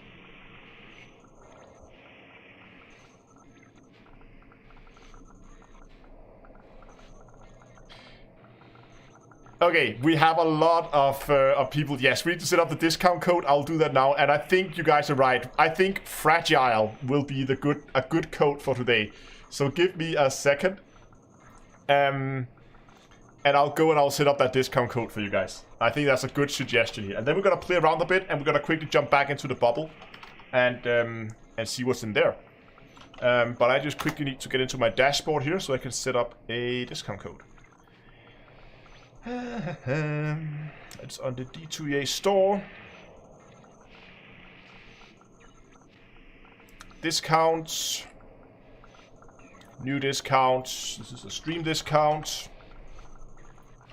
Code is going to be fragile, and that will give you a 10% discount on any order. And save. That should now be live, and that means now you can get 10% off any order you get on the D2EA store, where you can get yourself cool mugs like this one, for instance. There's also the Remember Your Limpet mug that puts a nice bright warning sign right in your face so you never forget your limpets again. You can check it out at d2eastore.com, and if you use the discount code FRAGILE, you get 10% off any order. And that code is going to be valid until the end of the live stream. When I shut down the live stream, I'll take down the code as well. So you have until the end of the stream, probably like 10-15 minutes after as always, so you have a bit of time to finish up if you want to. But yeah. Interesting. I'm just for good measures here, because I've been in problems with this before. I'm just going to take some quick screenshots of these messages, just so I have them. So sorry for all the Windows sounds you're going to hear here in a second. But that's just me doing screenshots.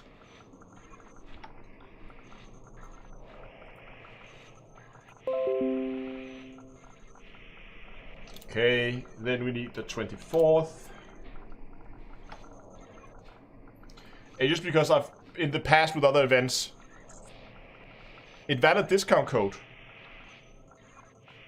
Oh, hold on.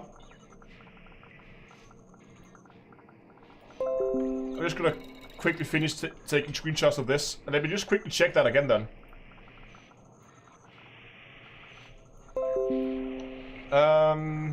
Give me a second here. Why is that invalid? Discount code fragile.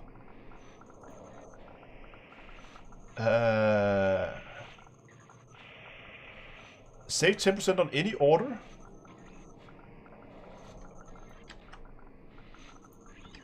Did I not? If it's not working for you, maybe it's because, I don't know.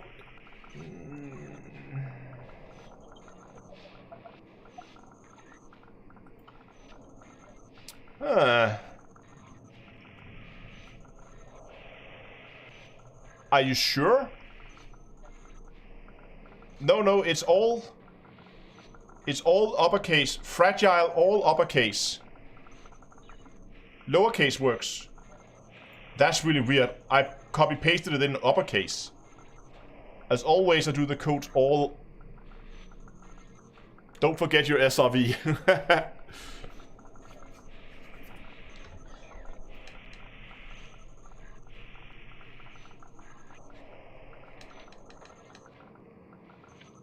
Okay, well, if you have to use lowercase, then use... try to use it lowercase then. I don't know, that's really weird. It's uppercase on my screen.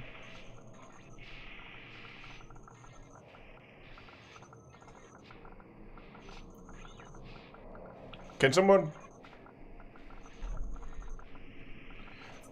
Hold on, I'm just gonna quickly test this. E2EA store. No, we can actually check it over here while I have. So if I just go to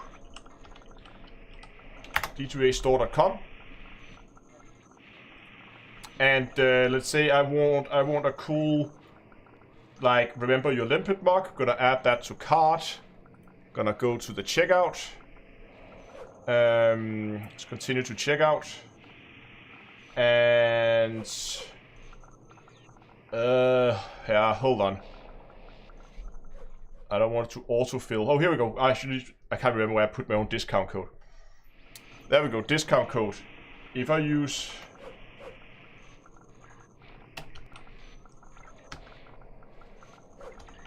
Fragile, and I click apply. That worked for me. Maybe you need to... I don't know. Maybe you need to refresh the page before it... if you had the page open before, maybe. I don't know. Anyway. Yeah, I don't dox myself. That was why I quickly scrolled away, because I didn't want it to begin to fill out emails and...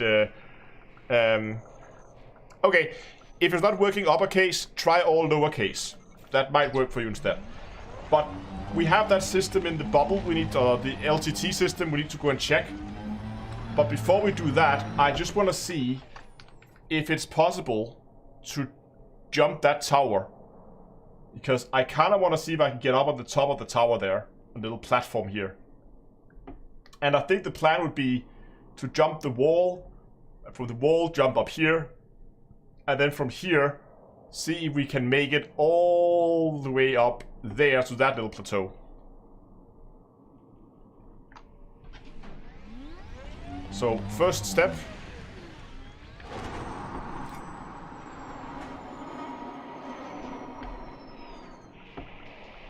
Oh, might have overdone it, yeah. Well, good thing is that we can get up the wall here at least.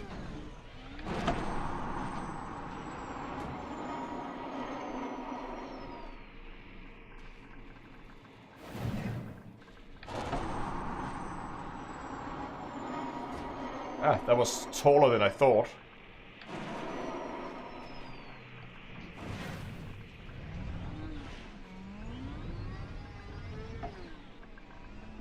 What clues led to the LTT system? One of the logs, I think it was the first one, this one. It said here, yeah, in the paragraph in the middle, it says the prisoner file says that they had an advanced workshop hidden in LTT 1935, so we're gonna go there. But for now, oh, no. Don't drive over the edge. I just want to do a little test. See if I can even get enough altitude.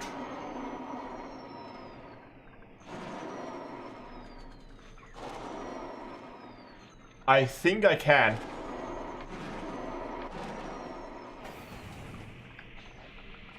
Especially if I don't fall down. Okay, but it seems like I can actually get enough altitude, but I need to take it slow when I get over there. Might take a few tries.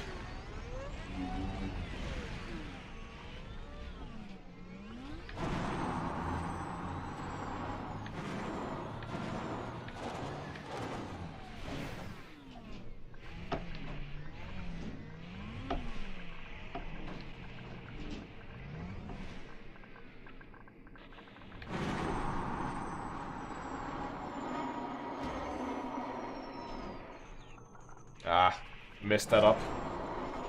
Can I salvage this? No, we're just gonna go again.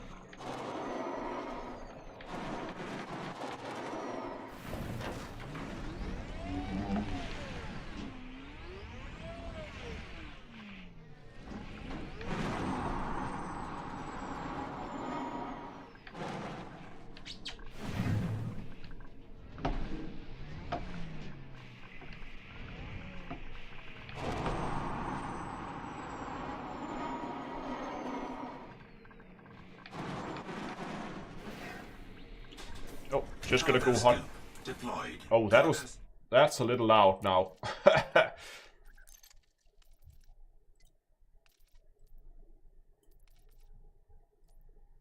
Let's pull that back a little bit. There we go.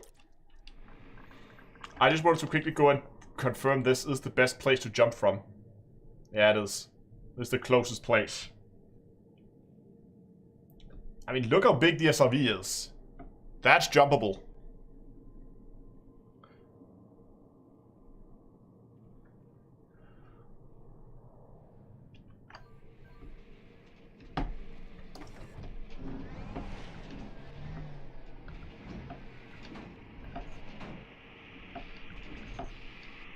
You know what? Actually, before we do this,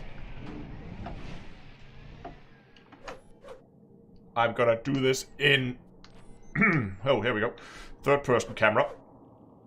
Because I want to have as much space here as possible, so I'm just gonna lock the camera there.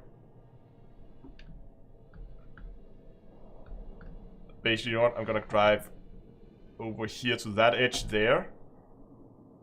Then I'm gonna reverse. Turn the SRV like so. That's about as good as it gets. Okay.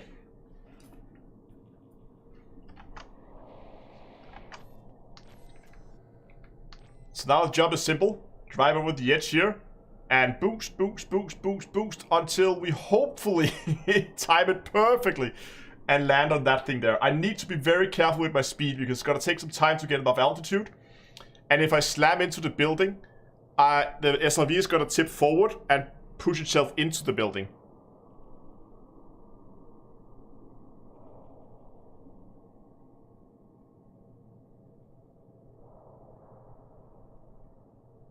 We can do this.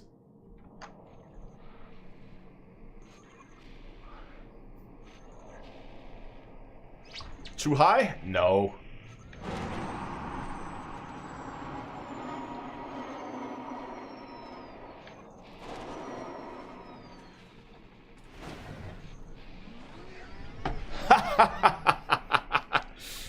Who said too high? I was perfect.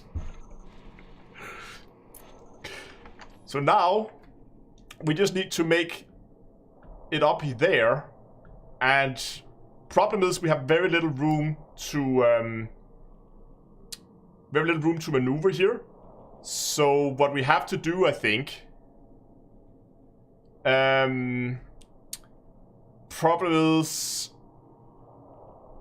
yeah, you know what? Let's just lock that camera in there.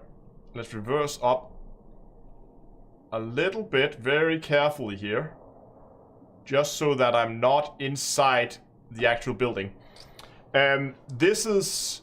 Let's unlock the camera. This is not as high, so my tactic here is gonna be to go straight up and then angle the SRV forward and use the thrusters to push me in. And then just basically let it flop down on the roof there.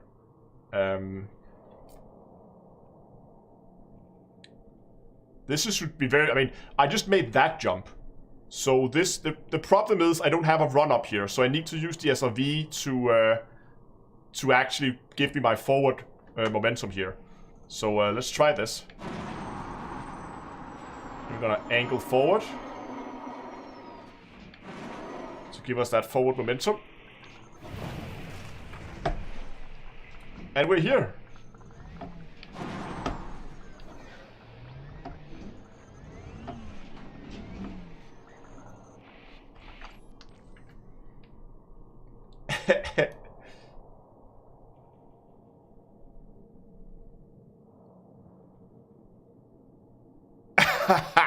Okay, there we go. I hope that's worth a like. If you haven't liked it already, I hope that's that should be worth a like. Who said you can't do tower climbing in an SRV?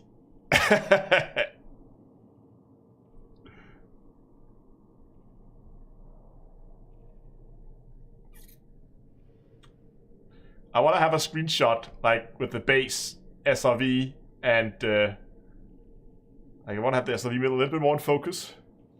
Yeah, thank you, Jackson. I kind of want towers people can see. Like that.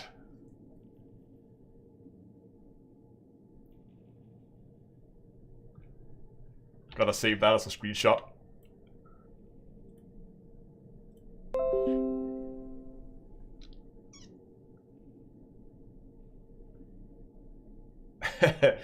So now, I think for no, it's a 0.24 G planet.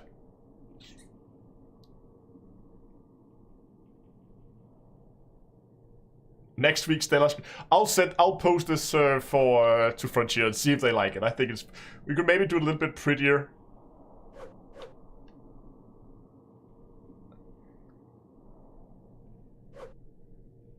Can we do some forced perspective here to make the tower look bigger somehow?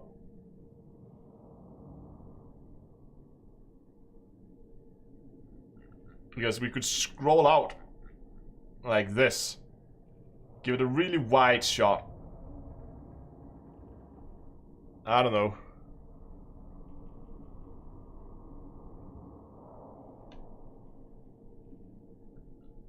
So if I zoom in,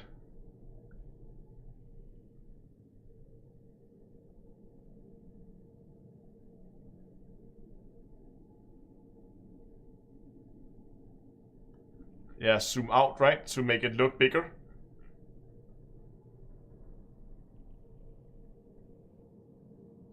Yeah, then get a good high angle on it. Like this.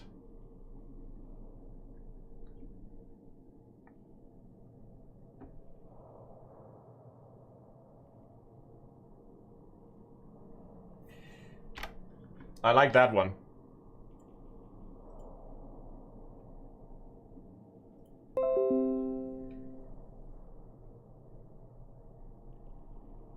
You need a flag like in KSP. I could plant a flag there. Now, for the next little stunt here, what I want to do is I want to jump off the tower and see if I can make it onto the roof of the crate. So I want to jump out off the tower and I want to land on top of the crate.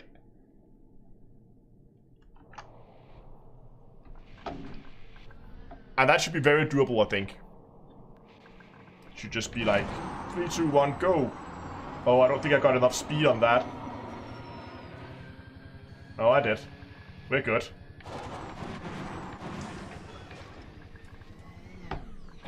Ta-da! Yeah, hold my Red Bull.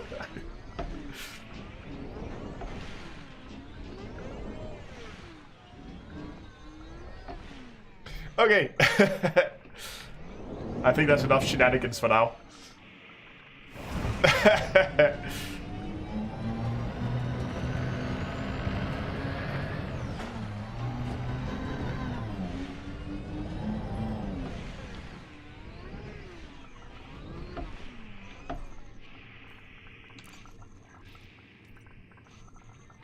Sport it. Okay.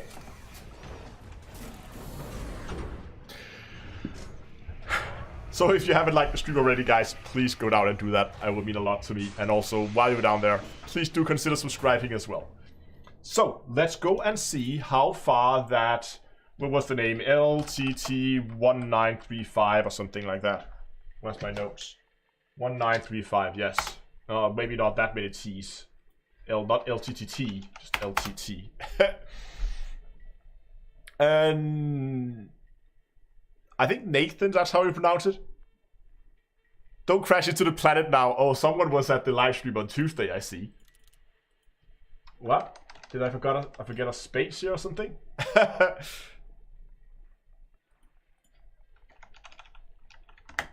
Yes, there we are. Oh, hold on. Oh, that isn't the bubble. Thanks a lot for the donation, by the way. I need to set my filters up because this is the... not star class, we set it to... Yeah, star class, we keep there.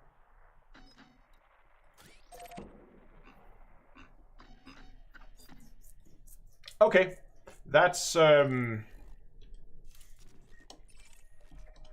little further than I feel like jumping, and I'm not sure if I have anything else to do out here, so I'm just gonna set my fleet carrier to jump to LTT.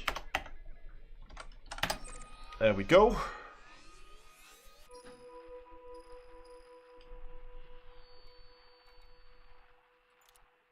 Set a carrier jump. And we're now on a timer. We have 12 minutes to reach our fleet carrier.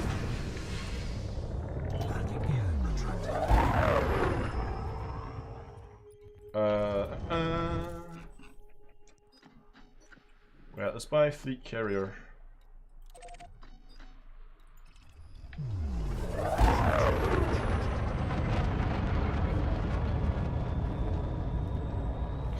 Is the game a little loud right now after I set it to boost? I feel like it is a little loud.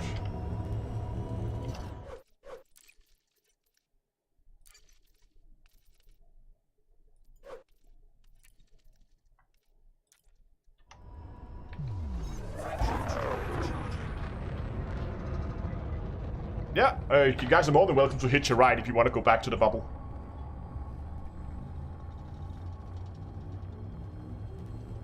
I fly my SRV better than my ship. I'm gonna take that as a compliment, thank you. Yeah, I have it in boost mode.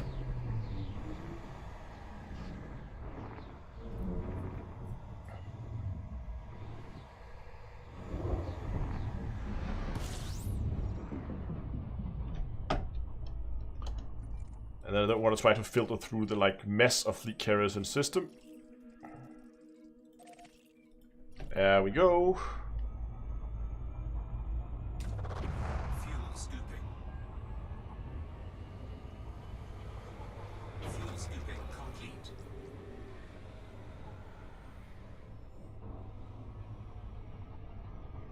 I'm not sure I like boost mode, to be honest. I had it in normal. Loudly on big speakers.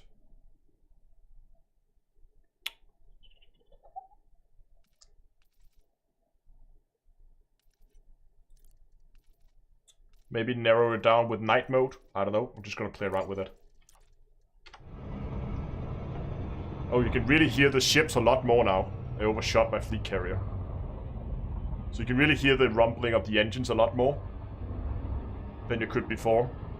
I guess that makes sense. You kind of... Yeah, night mode is pretty loud too, but I can always adjust the levels later.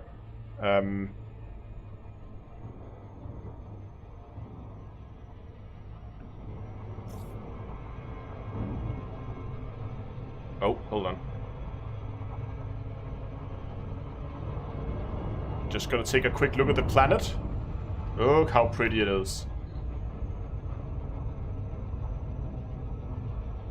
Yeah, it is pretty loud, isn't it?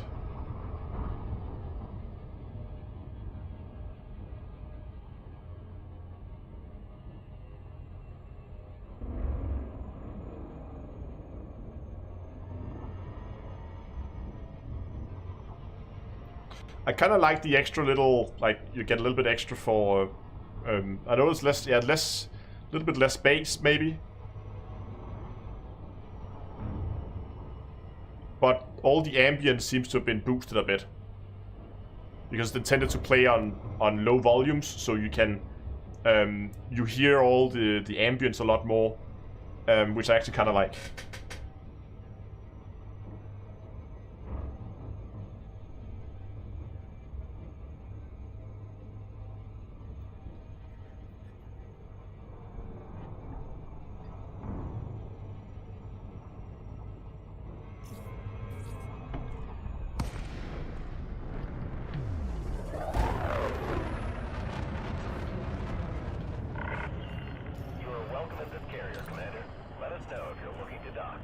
I better hope I am.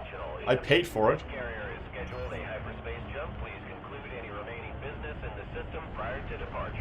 Yeah, I'm pretty sure it may just be. It may just be equalizer presets.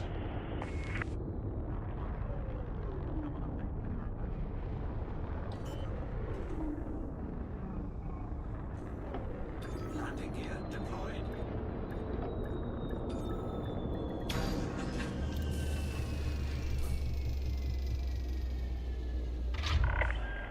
Docking successful.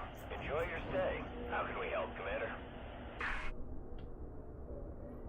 So, when are we jumping? Are we there yet? Yes, we can, Dongle. I'm just gonna quickly check when we're jumping. We're jumping in lockdown in 7 minutes. Okay, we have a bit of time now. Yes, you're welcome in your own house, I guess. Hey, we're gonna go to the LTT system, and we're gonna quickly have a quick look around that, see if there's anything of interest in the system. Attention all ships. This carrier is Um, hyperspace jump. Please conclude any remaining business in the system prior Would to you? departure. It's a little loud now. I need to set this back to where it was before. I'm just gonna go back to normal. I've been too used to that has to stay like that. There we go.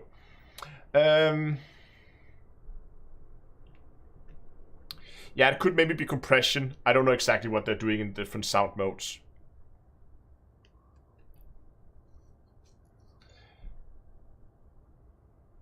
Did I screenshot the rest of the logs? Oh. You might be right. I don't think I did.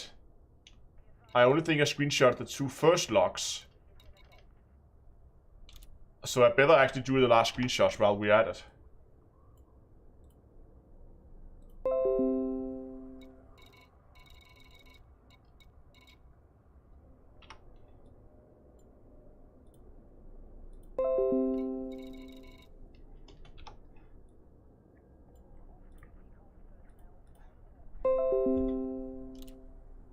And the last log.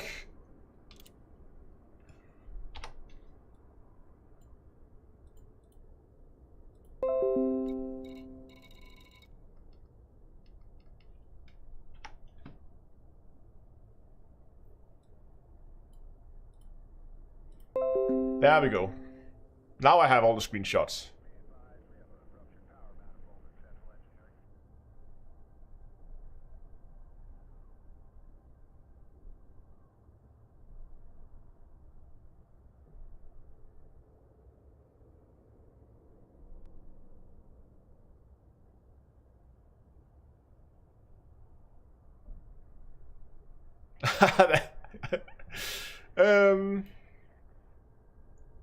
Grimless asks, how do I do that? I have a little tool that's called Light Shot. It just means every time I take a screenshot, it basically pauses the game in the back. It doesn't pause the game, but it freezes the frame you're on. And now I can sit and I can just determine like what part of the screen do I want to screenshot, and I can like add some text like, look at this, or something like that, right? Or I could say, oh look, there's something very, very important right here that says fragile, for instance, and you should go to d2astore.com and you should use that discount code to get discount on your merchandise. Or I could sit and I could say, Oh, there's something here. I need to highlight that. That's really interesting. Oh, that's really interesting. Right? And it's just a neat little tool. It's called Light Shot.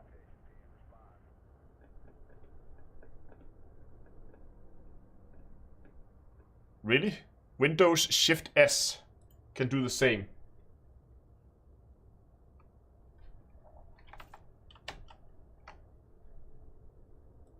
Ah, okay. That's pretty neat. I didn't know that was a feature. But okay. Windows Shift S. I'll begin to use that then.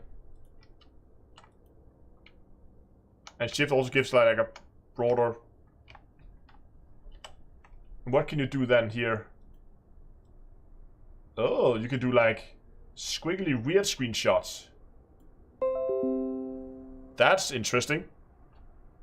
What else can it do? Oh, I can take the whole window. Or it can map the full screen. Okay. And you can disable Windows sounds in Windows settings too. Yeah. Can I edit too?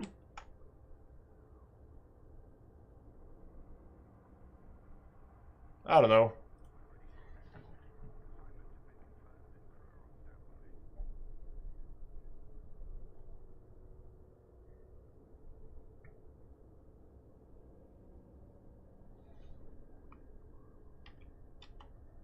Click the little Windows button on the right to edit.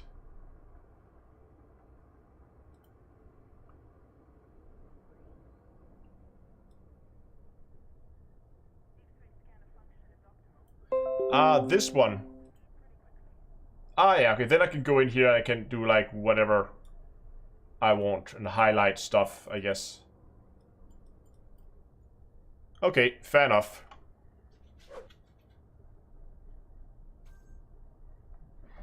Okay, then maybe you don't need Light Shot. That's just Windows Shift S. That might work too.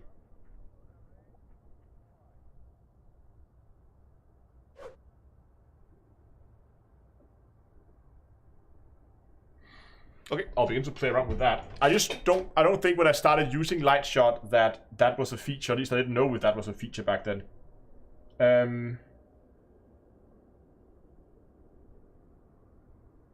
Ooh, interesting. Sorry, I just got a very interesting email from YouTube. I need to read that later. But no, I don't know. But if there's a built-in Windows thing, just use that. I can use that instead. I'm in the system, but did not know there is a crash shipped.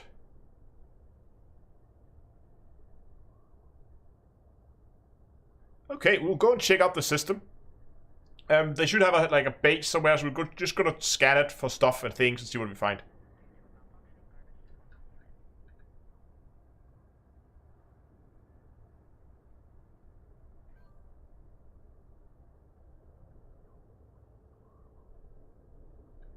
Yeah, it is a really, I mean, it's such a nice feature. But one thing that I'm missing from the Windows thing is, let me show you this, for instance. If I go into to Discord, right? And let's say I go to our Elite Dangerous gallery. We have this gallery where people post like beautiful screenshots. Look at that. That's a cool shot. So if I want to do a screenshot, and I don't want to have the full screen, so let's just do something funny here. Let's say, oh, I want a screenshot of the crate, and I have it like that, right?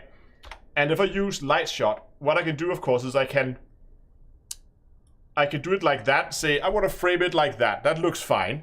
But down here now, I have the option to either save it. I can also share it directly, but I can also not print it. I can also add it to my clip holder. So instead of saving it as a file, I can copy it. And now that it's copied, I can just copy and paste it in there because it's in my clip holder. And it automatically takes that file and upload that into Discord, and you have a beautiful shot of as we're actually being lowered down for the lockdown here in the background. And you have a beautiful shot. That's a pretty neat tool if you want to share stuff with people on Discord quickly.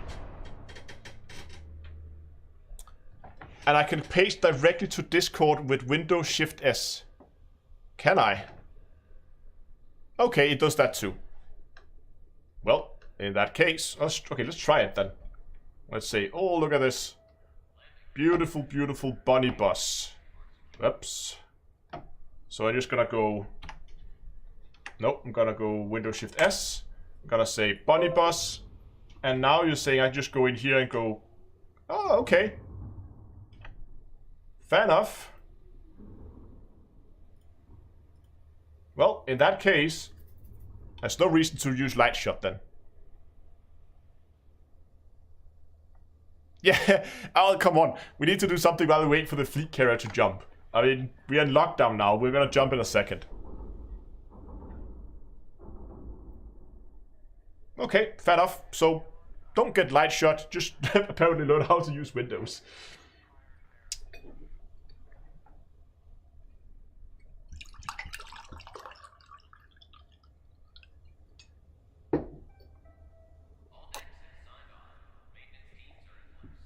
Both in lockdown, in and out of game, yeah. Explore the Galaxy Discord for 2 minutes, yes. You're just gonna scroll through the gallery just to see what people have been posting. Hey, we have people docked at the North Star. Hitching a ride on the North Star. Wave in chat. That's a cool shot too.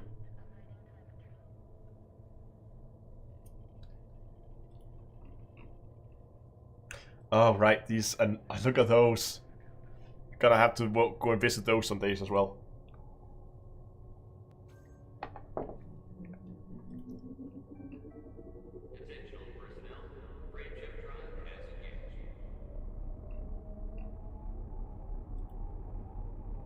Look at that. Yes, the Discord, James, the Discord is for everyone. You're more than welcome to come. You can join it at discord.d2a.com. It's just a channel's Discord community, and it's a really casual, like, you can come over here. It doesn't matter if you are out in the middle of nowhere and you just want to hang out and have somebody to chat to in either in text chats or in voice chats, or if you want to find someone to fly with, come by, have a chat. There's also other stuff going on over there other than Elite. People play other games from time to time when they not feel like flying spaceships. And this is also where we host the legendary after parties, after the live streams, where, as I do most evenings, I hang out over on Discord, and then we can come over and say hi, and we can have a chat if you want to. How can I get this paint job for the crate? You open your wallet and you pay for arcs to Frontier.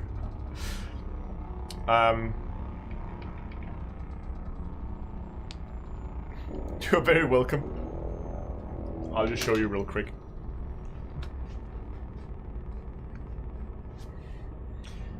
Once we are out of the jump animation here. Can't find the page up. Oh, I'll show you what the name is. I'm pretty sure it's still for sale. Carrier service. It is... It is this Stucken Green, I think. Yeah, that one.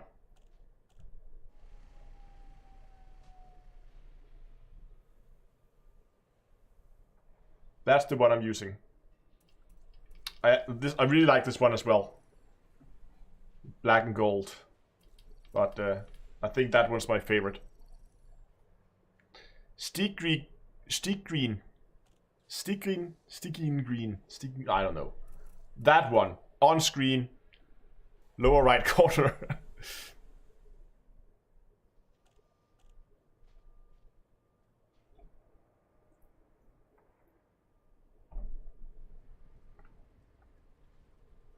Everybody's trying to...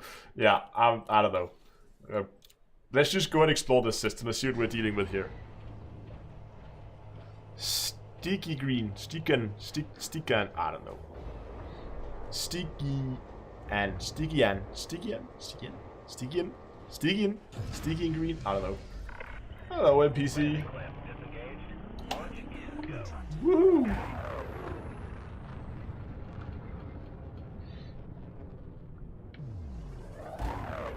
We got a planet parking spot indicating that there's probably a lot of carriers in system. Well, there's a lot of carriers in system. Only one landable though. So that should narrow down the search. Let's just quickly go into Super Cruise.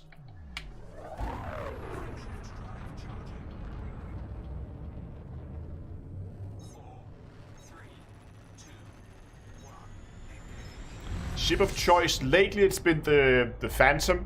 I think in my full elite career it's probably the Anaconda. But lately I've been spending a lot of time in the Phantom here. Because it's a great little ship. I'm just gonna get some distance to the planet because right now it's blocking quite a big part of my field of view. And I don't want it to do that. Okay, that should be fine. Let's go and check out. Let's go and honk the system and then see what we have.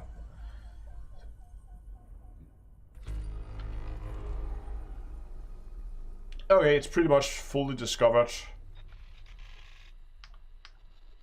Apart from a few signal sources here and there.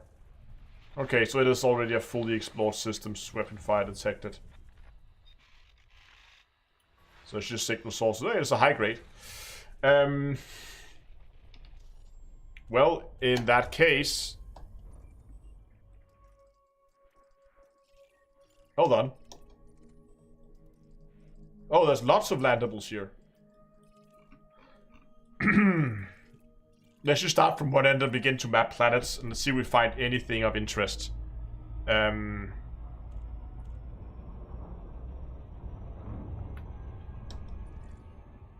Can we maybe see it from the normal number of 15 human signal sources? 1, 2, 3, 4, 5, 6, 7, 8, 9. 10. 11. What? 1, 2, 3. 1, 2, 3. I see 3 outposts.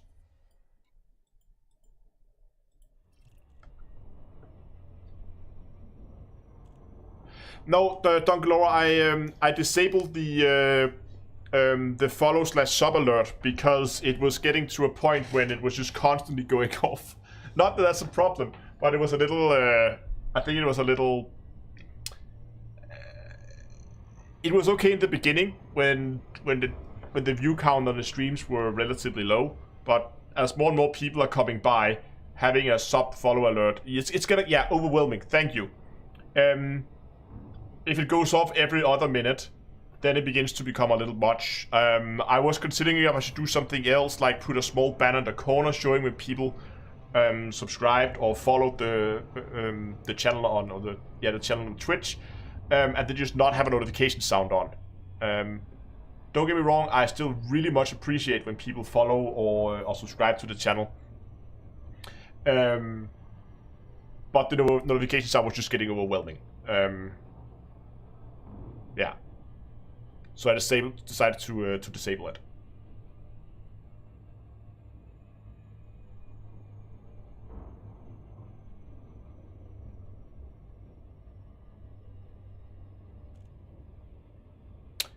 Hello, Rick.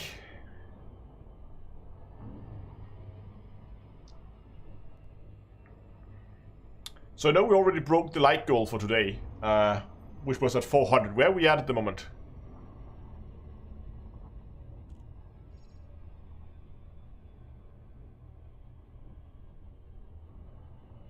So I chose 6A because it's landable.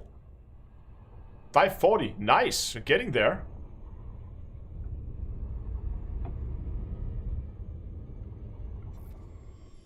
And we have 6 probes, so that's gonna be like that, that. One there, and one there.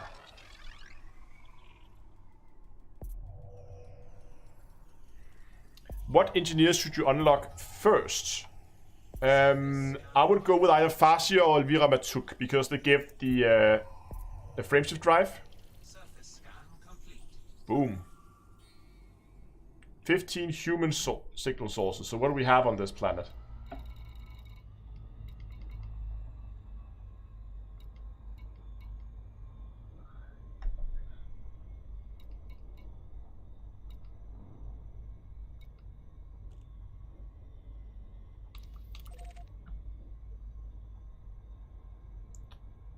Is that a mega ship here?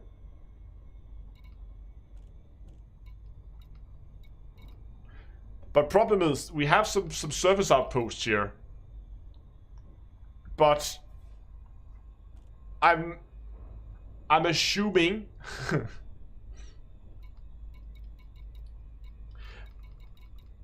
there's a lot of stuff going on here. What is this?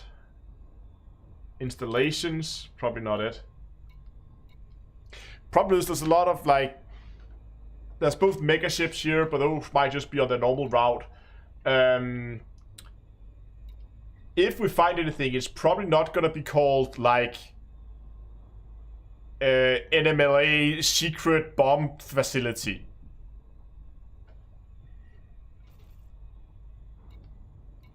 There's nothing in contacts.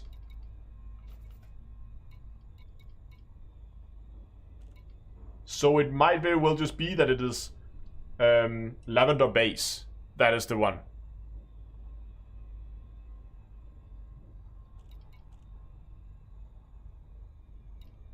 Okay, should we just go and check? Just go and check out that that mega ship, see what it has. We also go check out the installation.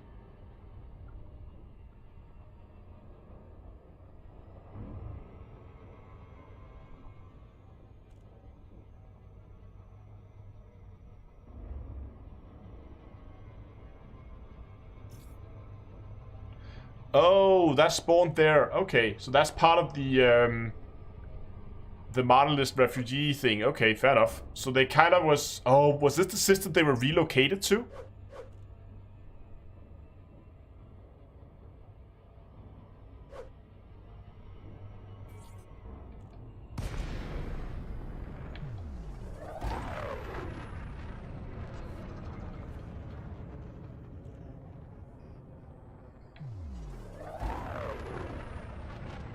Okay, what do we have here?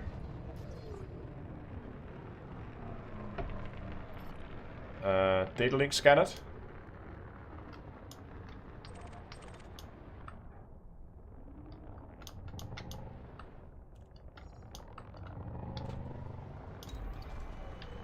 Maybe if I deploy my weapons, maybe it works better then. Boom, now here we're talking. Fighter bay, power capacitor, turrets.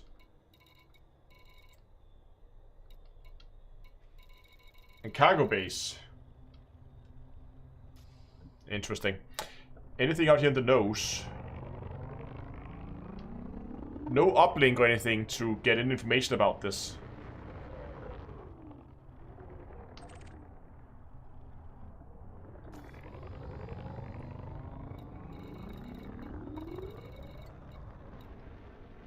Oh, ship lock uplink, there it is.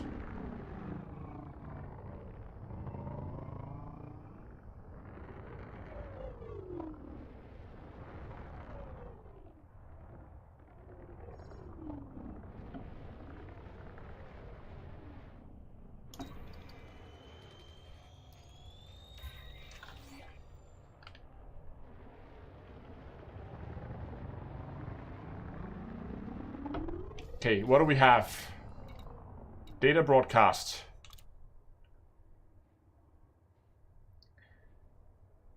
This is Freedom's chance on a mercy mission carrying Martinless refugees.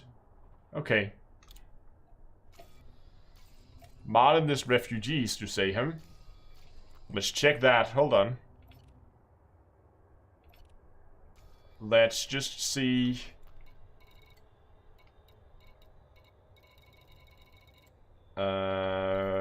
I should have it online.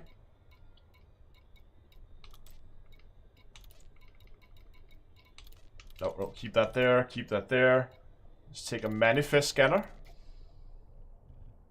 Just check one of those cargo bays, should we? Just for fun. Not gonna take anything, just gonna look.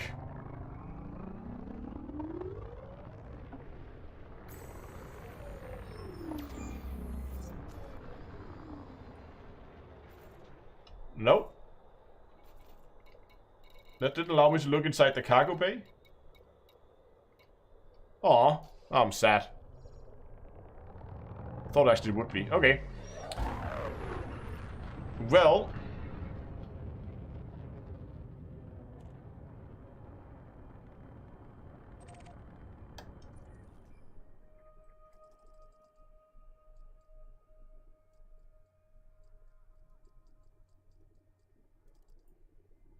It's also a mega ship.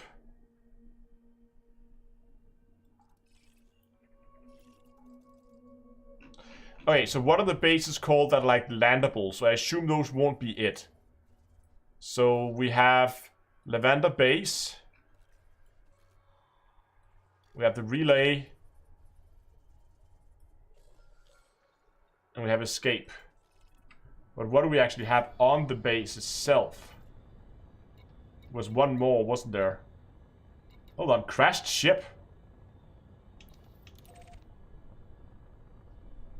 Hold on. It wasn't there before.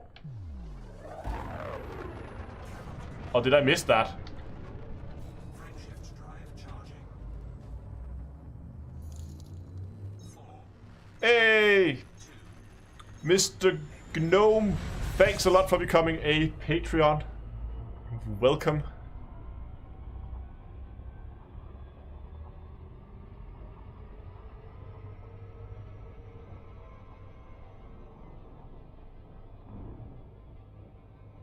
Awesome. I don't know if you're in chat. I hope you are. If you are, thank you very much.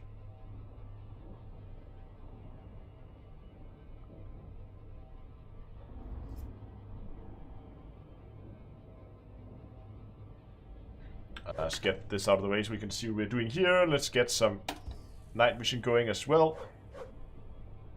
Okay, actually, that will disappear when we get closer. So let's just use that as night mode for now. light engaged. Oh, that was an annoying sound.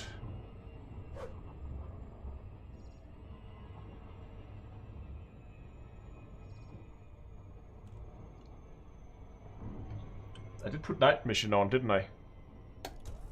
Nope, now it's on. Okay, just gonna go for... It's a relatively low G planet, so we'll just go for a little bit more of an aggressive approach here.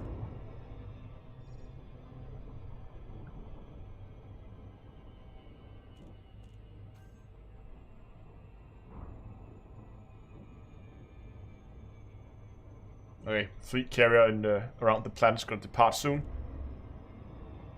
Yeah, I know it only works near the surface, so we're just gonna keep going until we can actually see the surface. Crashed ships are always fun. There we go, now night vision is kicking in.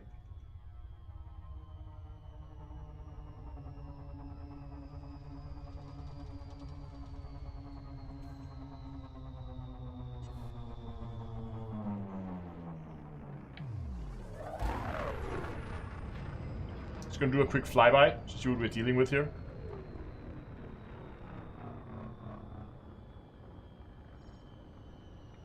Anaconda, it seems. Yeah. Looks like the end of an anaconda. It is.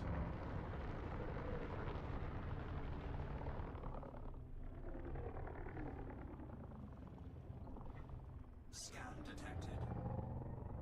Really? Are we dealing with Thargoids here? There's a sensor here. I guess there's a sensor here. Landing gear deployed.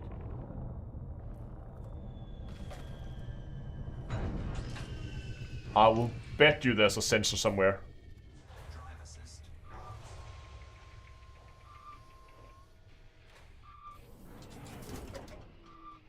It's a Great Phantom.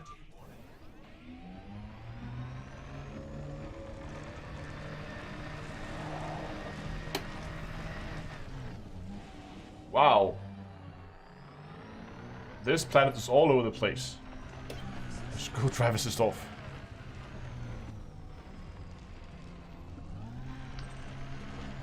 We got cargo racks.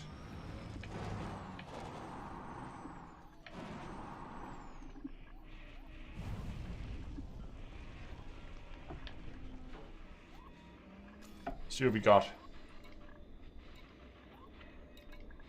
There's a Thargoid sensor.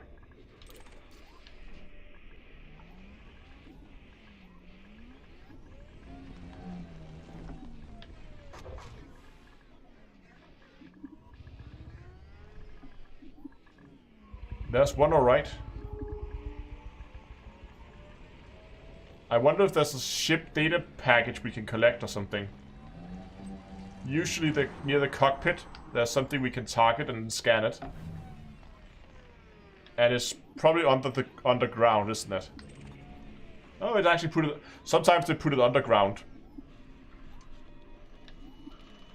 Let's see what we can get. Yeah, the model list we're using, or the NLMA we're using, Thargoid Tech. Does this just give me a data package? Abandoned settlement location data package. Shipwreck data package.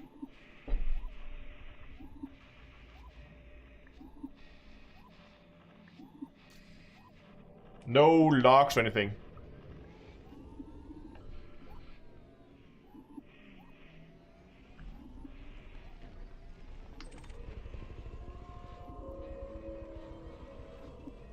Let's just try to shoot up the cargo rack.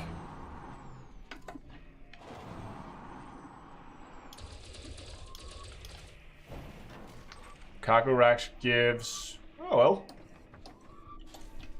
Not too bad. But with only one cargo rack...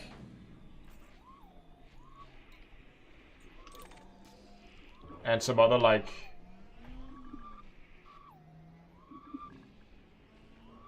random stuff lying around. Yeah, the goit noises are from the sensor. Oh, there's more here. Oh, it spawned 2 things. Okay.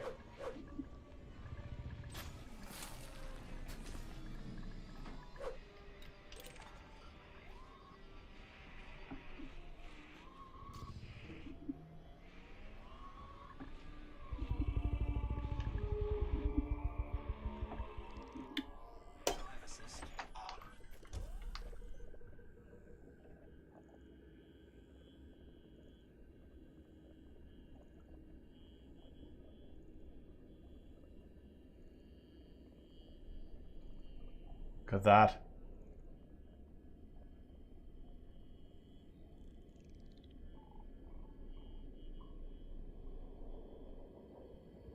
Yeah, it likes it like distorts space, but if you get close enough, you can get a decent look at it.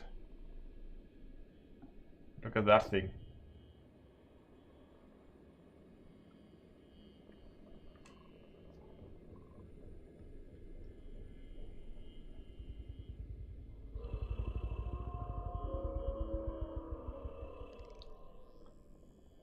That's a Thargoid sensor.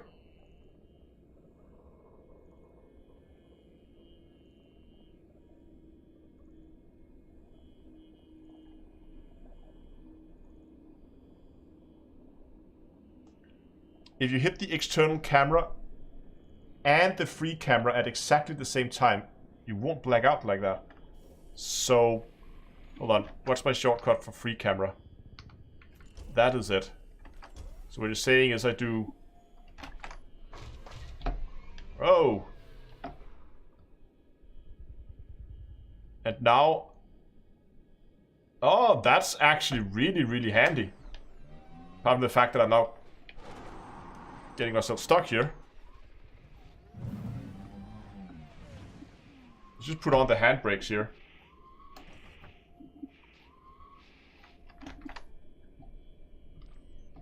So you're saying now I can just...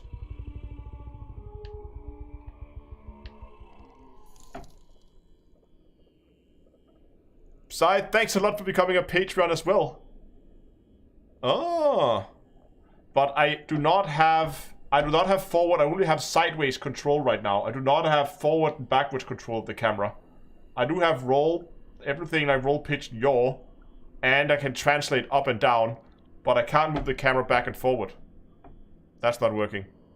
Thanks for becoming a Patreon. Hope you're in chat.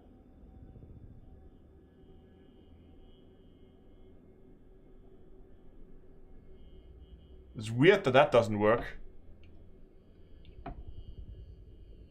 But that's a neat little trick. To allow you to go inside objects and explore that.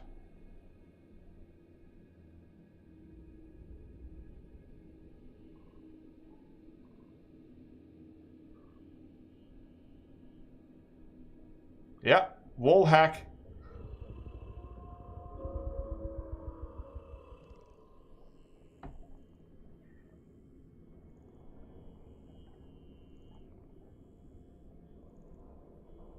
Yeah, and it lets me keep night vision too, which I don't believe it does normally, does it? No, exactly. But now I can go forward and backwards like this. Which I couldn't before. You can see here I can move the camera backwards and forward. But if I do that trick there, like so, I can still hide the UI. I do not have forward-backwards control. So normally when you go into the third-person camera, you click Control-Alt-Space. That opens up this interface. Then you click the free camera to free the camera, to put it into free camera mode, and then you hide the UI, like so. This is the normal way to do it, but instead you click Control-Alt-Space and free camera at the same time, like so. And it kind of glitches, I guess, somehow. You can still hide the UI as you could before, but you can see, first of all, night vision is still on, and it doesn't blur out when you go into, you clip into a wall.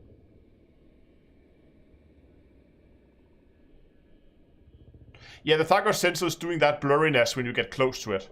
That there, that is the Thargoid sensor that does that.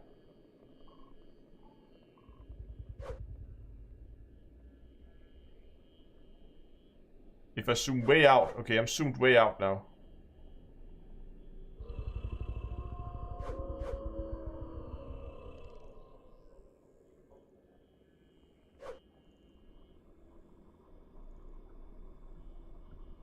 Can I go under the ground? I don't see why not.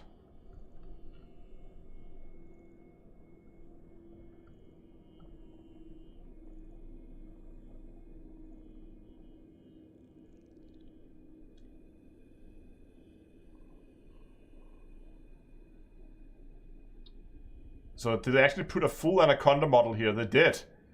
They did actually place a full anaconda here.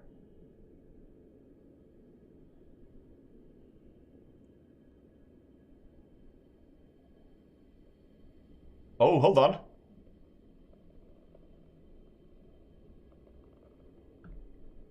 This is not the cockpit. This is the observation deck.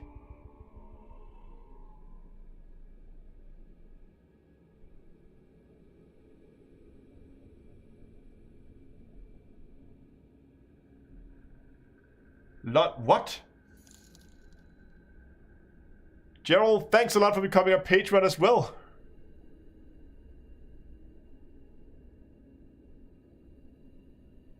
So, there's a commander chair down here.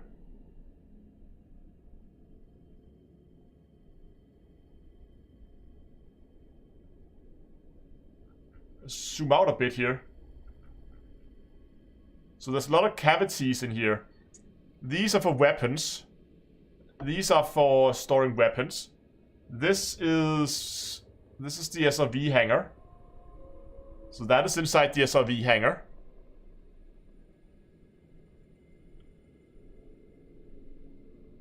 Weapons, weapons. But then there's this. Is this the fighter bay? Or maybe that's the SRV hangar. And the other one was the fighter bay, maybe. I think the other one was actually the fighter bay. How do I pronounce that? Stiliglite? Stiliglite? Thanks a lot for becoming a Patreon as well.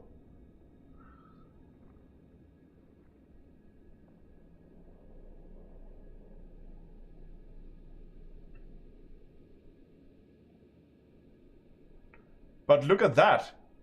I never knew that they actually modeled like the observation deck on the Anaconda. And it looks like from that there's a full control panel down here.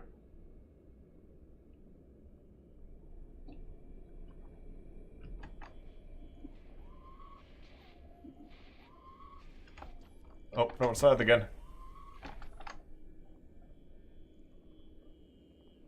Interesting. What's inside the SRV?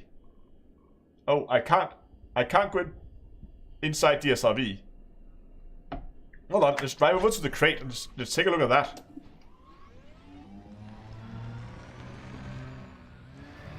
Yeah, there's a chair and everything in there.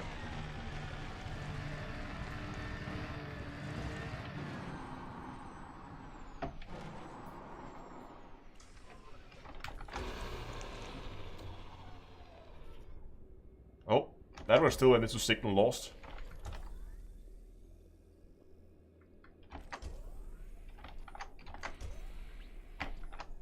There we go. Ah, hold on.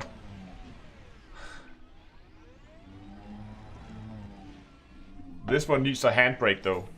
Not to begin to just... There we go.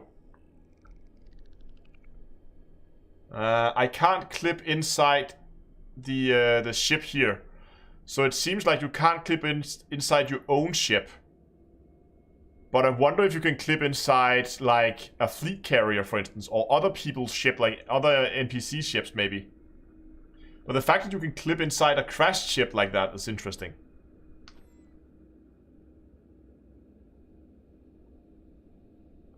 Yeah, I'm gonna... Hold on. Dongle, you were counting sidetracks earlier. This is way more interesting to me.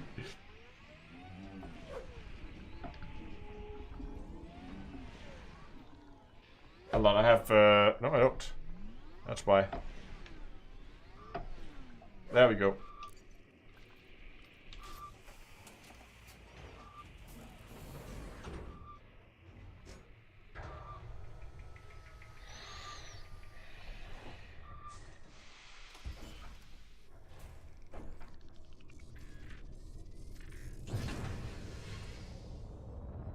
So what happens if I do...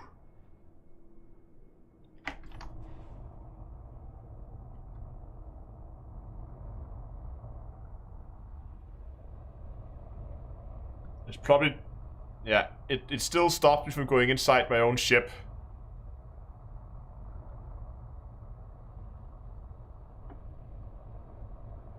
So I can't get in there.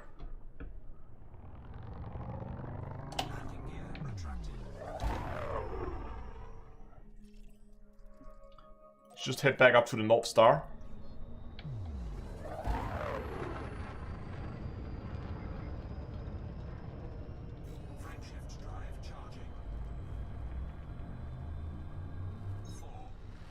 But that probably means that since we can do it on the crashed Anaconda here, that probably means we can also do the same thing on Jameson's crashed ship. That we can go inside that.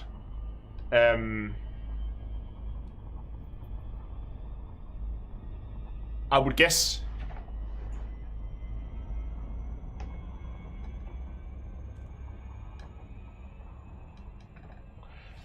Sorry I missed the cargo containers, but I think they're basically just a box. I don't think there's anything inside the cargo containers. Who knows?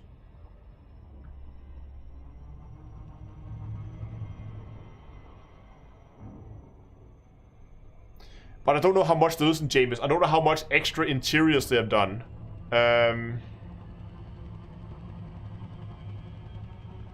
I think we can... Okay, Dungalore says we have 584. That's a lot of people. 584 people watching, and we are currently on YouTube at 500 and... Hold on. We also have David. Thanks a lot for becoming a Patreon. We have all the Patreons joining today. I don't know if you're in chat. If you are, thanks a lot. We now have... And Dungalore asks if we can push to 600. I think we can push it to 600. Let's see if we can't push it up to 600 likes. That would be really nice. I can see we're actually over 200 people watching over on Twitch as well. It's a really good showing for the Twitch crowd. Let's get some altitude here as we actually begin to move around this thing. Why does it target another fleet carrier? target my fleet carrier. Thank you. Yeah, wrong carrier. It does that sometimes. I don't know if I clicked the wrong one, but I swear sometimes when you're just flying out in the middle of nowhere, it just randomly decides to target another fleet carrier. Okay, 598, 600. There we go. Amazing. Oh, we have Daniel here in chat. Thank you very much. 601. Nice.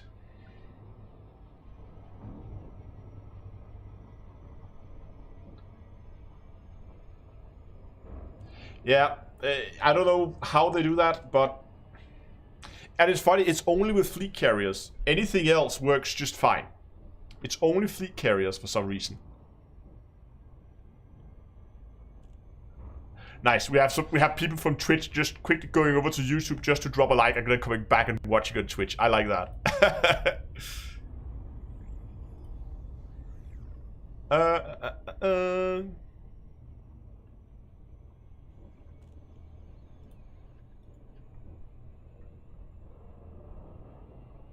Come on! Gravity well. What happens, like, if we do it while in Super Cruise? There we are. We are now in glitched free camera mode. Yes, we are. But again, same as you would imagine.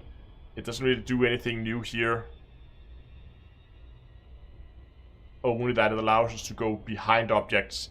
But that can actually be quite neat, because if you want to do like a tracking shot and you want to have... That's one of the most annoying things. What you can't... A shot that you can't do in Elite that looks really good, I think, is if you have an object in the middle ground, you have something in the background, and then you want to have objects passing in front of the camera as you pan sideways.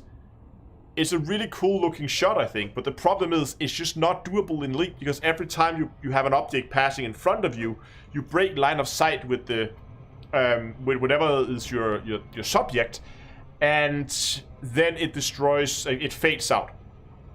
But with the glitched camera, you can actually do those shots, and that's actually quite neat, because I've always wanted to do more. Like, I want to have these panning. If you want to do like a panning shot with stuff in the front, but you can't normally.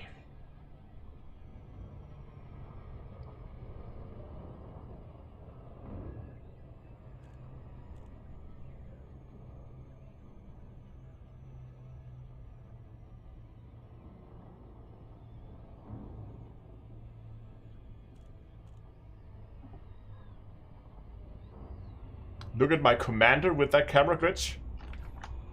Oh, that didn't work. There we go.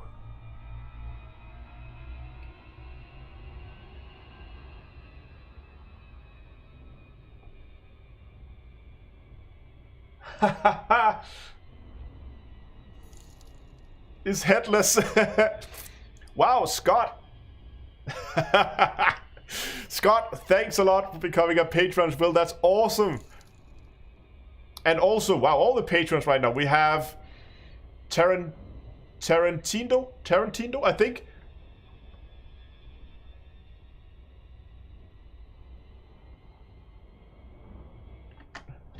Oh, I overshot my carrier now.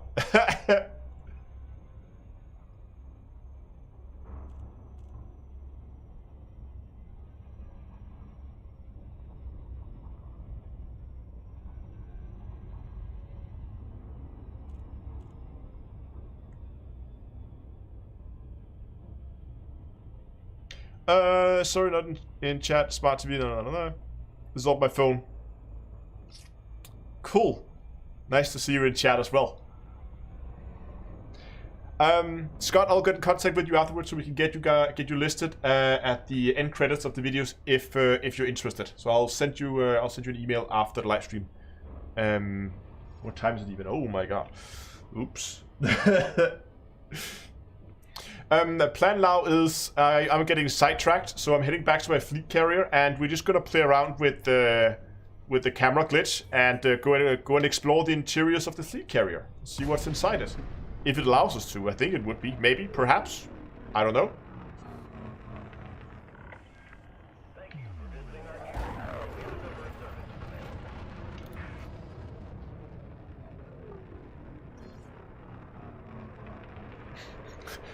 2 a.m. for some people. Oh, hold on.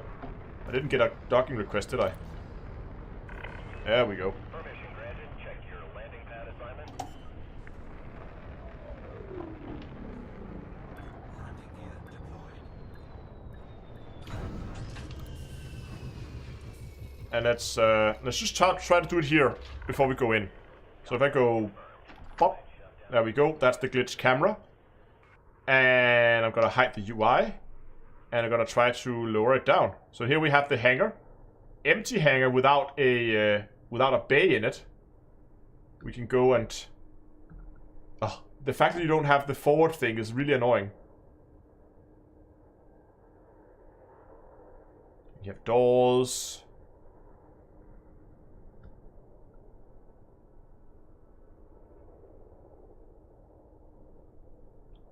We're going to go through this wall.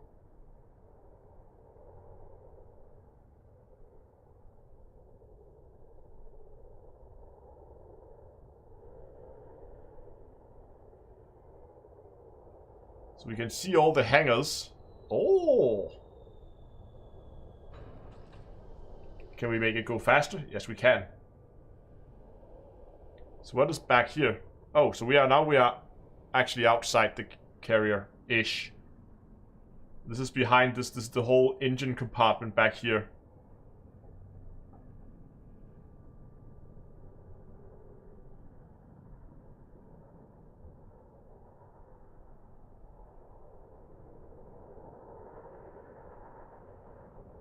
What else do we have? There's so much stuff back here, it's hard to navigate. Night vision on? Oh yeah, sorry.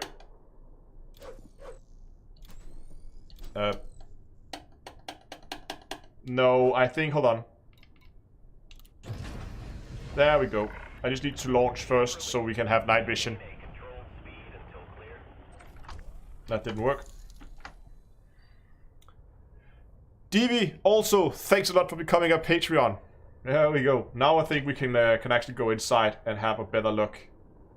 Yes, with night vision. Now you guys can actually see what's going on as well. Oh, see that? A hangar, the whole hangar module just spawned. Oh, and the whole hangar module despawned.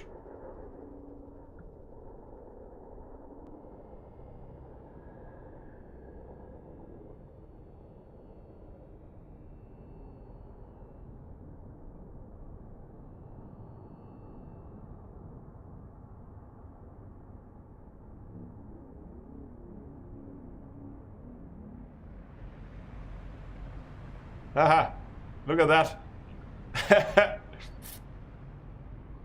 The night vision is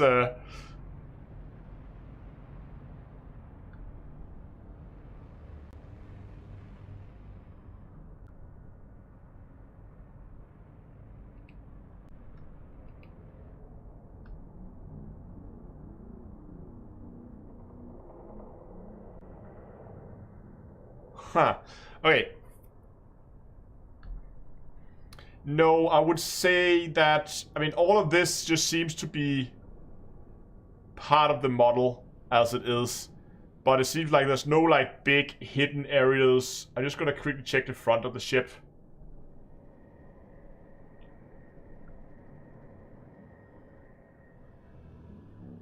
But it seems it's mostly just empty space in here. Check out the bridge. I guess the bridge is that one up there. Hold on.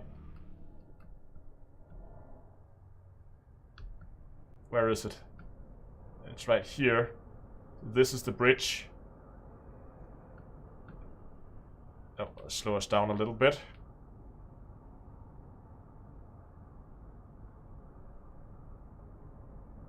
There's nothing in here. It's just empty. Empty space. There's a little bit there. Oh, that's just that.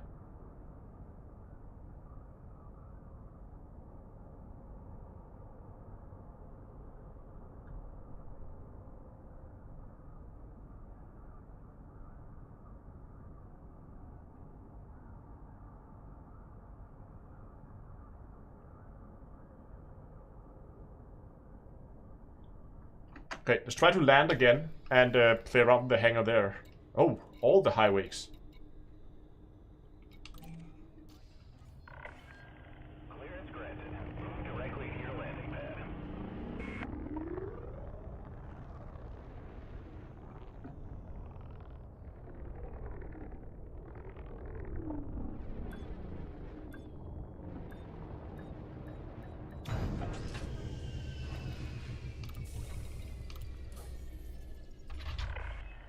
Landing complete.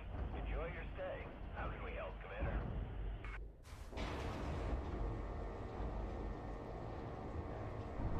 Yeah, I knew it. The lazy crew's on vacation. There's no one here confirmed. There's no one on the bridge. It flies itself.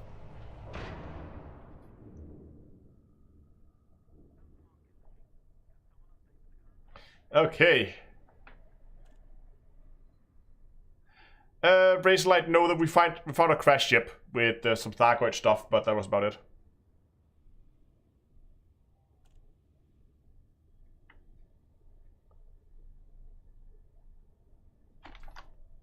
There we go. Okay, so you said it's more interesting now.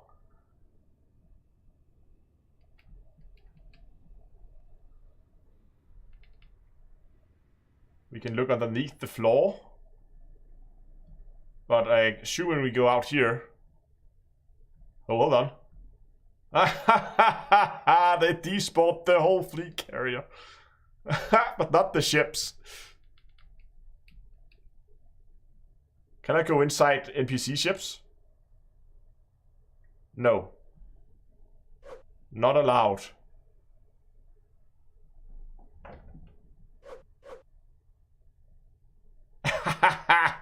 Okay, well played, Frontier. Oh, but they didn't like some like weird little like that turret is not despawned.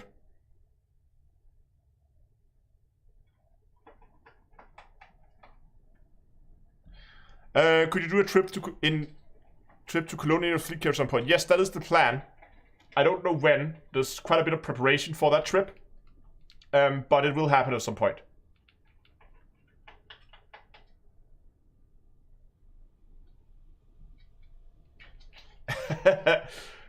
You can see the ships here sitting on the landing pads.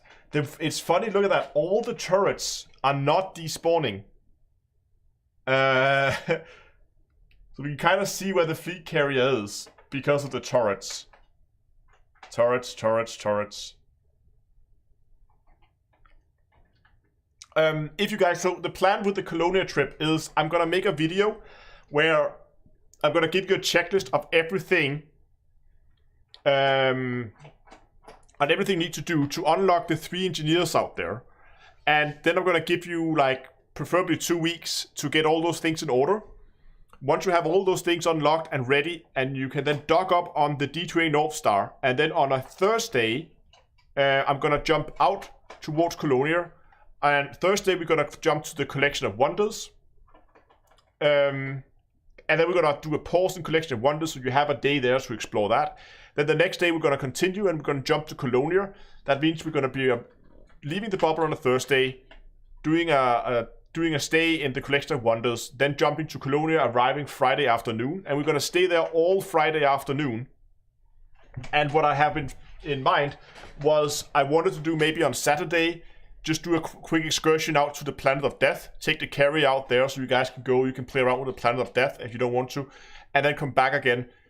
So there's going to be small excursions that weekend. Maybe also go out to the 11G planet just for fun. Go out there, you can try to land there or crash your ship, but with this carrier and system you can just respawn there. That's gonna all happen during the weekend, but the whole idea is you can unlock the engineers while you're out there. Once you have those unlocked, leveled up, and you have pinned the blueprints you want, then on Monday morning I'm gonna jump the carrier back, and we're gonna take the same trip back. So we're gonna go back, and then we're gonna stop at the Collection of Wonders Monday afternoon. And then Tuesday, I'm going to continue jumping, and we're going to land back in the bubble Tuesday afternoon. And I'm back for the live stream.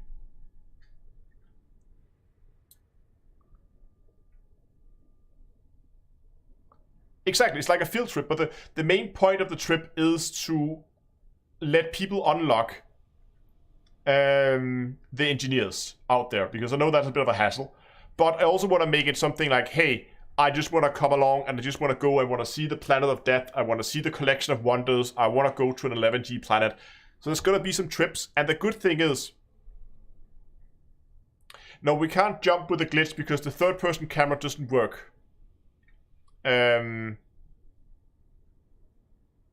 work in when it's jumping. It is a lot of fun. I did a similar trip to the new, like, the station that is built up like 5,000 light years above the bubble, out of the galactic plane. It was really cool. We had, like, I think my guess is around 300 people. The roof of the galaxy. We had like 300 people that came along with the fleet carrier, and everybody had a fun time. People organized races, SRV races up there. We stayed there for like a weekend and then jumped back. It was a wonderful trip.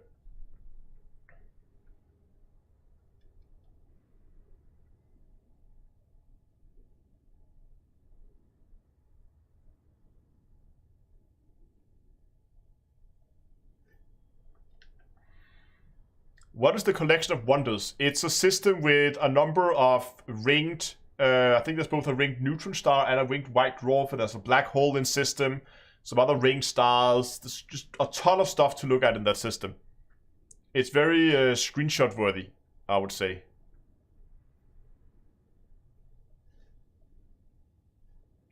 It's the event is not planned yet. As I said at the beginning, I'm gonna make a video first.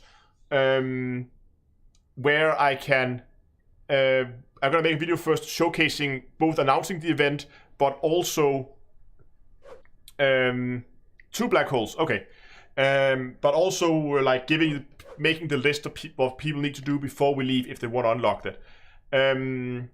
So I am going to announce it. I'm going to announce it on Discord. I'm going to set up all, like, if you want all the, like, the jumps we're going to do, the stops, when we're leaving, times, or if you want the small extra excursions out to the other sites, you can, all that stuff. I'm going to put up a channel and I'm going to pin post where you can see all this. And I'm going to post this on Discord. So if you want to have all the information about that trip when it happens, then first of all, stay tuned to the channel, because that's where we'll be announcing it, probably in Hello Dave as well. And also all the information will come out on Discord. So I really recommend you join the Discord server at discord.d2a.com. Okay. This is fun. Ooh, beluga. I like the beluga. Oh. This one has seen some flying. This one has seen a lot of flying.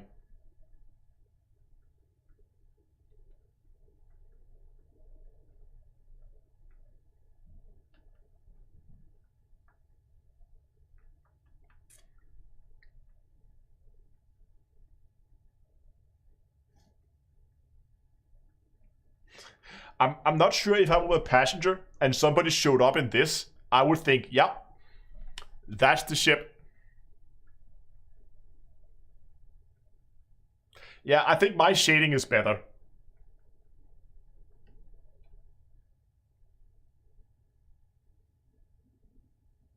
Not the top one, exactly, John. This is not the top 1%.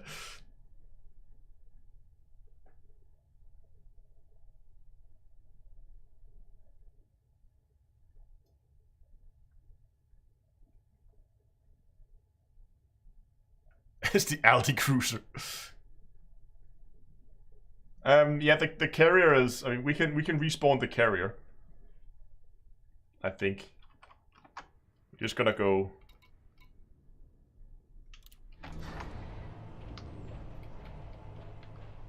See, ta-da! Carrier's back.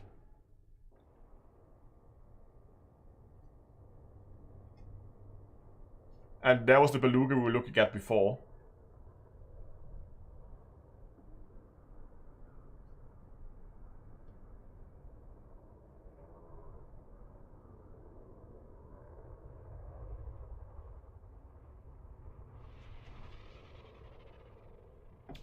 All the ships here are broken. Look at that. That paint job is pretty battered as well. We already been in the bridge tower. There's nothing in there. I can go in here and look. It's just empty.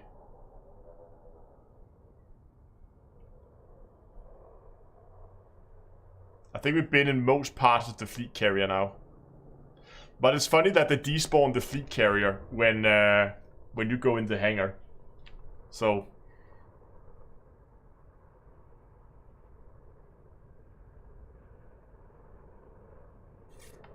Hey, we have... Hold on. What's happening here? We have Gauda, who just became a member. Welcome. Is that a fighter?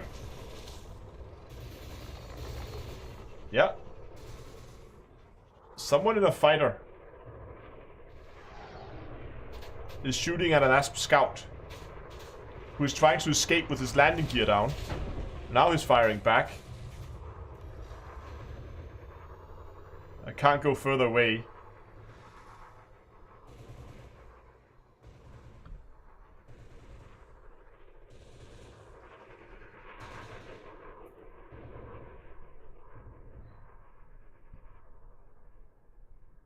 We're in solo, so these are just NPCs.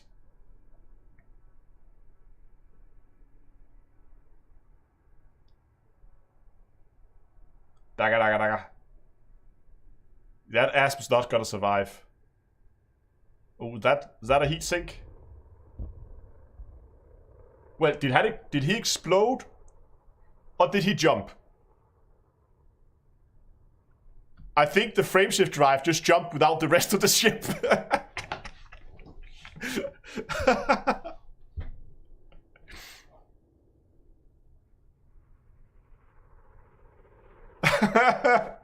The whole frameshift drive just like whoop out of the ship, and yeah, the frameshift drive escaped. The rest of the ship didn't.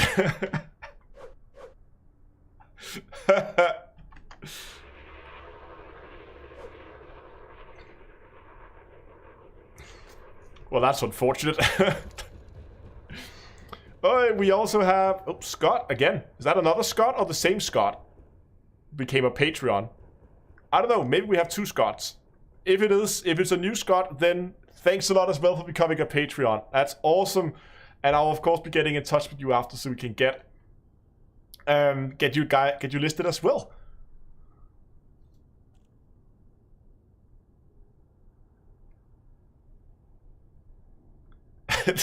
Yeah, so you see a low wake in another system.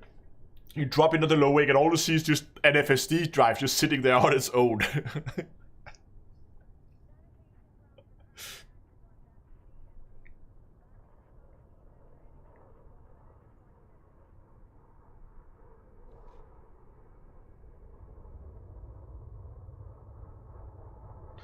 Oh, well, people over on Twitch say he just landed on his first 2G planet. Well done. Afraid to land on anything higher than 1G. Just take it slow and you will manage. Yeah, the FSD just rips through the whole high wakes out by itself, leaving the ship behind. Just that's a wreck. Okay, guys, I don't think we're gonna go much further now. My overall review of this event so far, we don't know if we have all the information yet. Knowing Frontier, this might be something that could develop. I think it's a bit of a shame that the events were will have to be brute forced, because I don't see any way you could have found that base without just beginning to brute force your way through the systems, and I think that's a shame. But that being said, I like the lore. The stories out on the at the base was amazing. I really love those. But yeah, that's gonna be it for today. Again, remember I'm gonna be hanging out over on Discord after the live stream. We can come over, you can say hi. It's usually a ton of fun, and we can discuss maybe the event if you want to. In the chat, you will now find a whole host of links. You will find links for all the social channels where you can follow me, and there's also for Streamlabs for donations at tip.d2a.com, as well as Patreon. We saw a lot of new Patreons today. Thanks a lot to all you guys. Thanks to you guys who became members. Thank you to you guys who did super chats, who donated during the live stream. It is very much appreciated. And of course, as always, remember there is a discount code running on the merch store right now, and I'm gonna keep it up for like 15 minutes. So if you have some merchandise you're interested in, go and check it out at d2astore.com. If you use the offer code FRAGILE, you're gonna get 10% off the order, and that code is gonna be up, like I said, for about 15 minutes. Finally, hope I'll see you guys in Discord, which you can find at discord.d2a.com.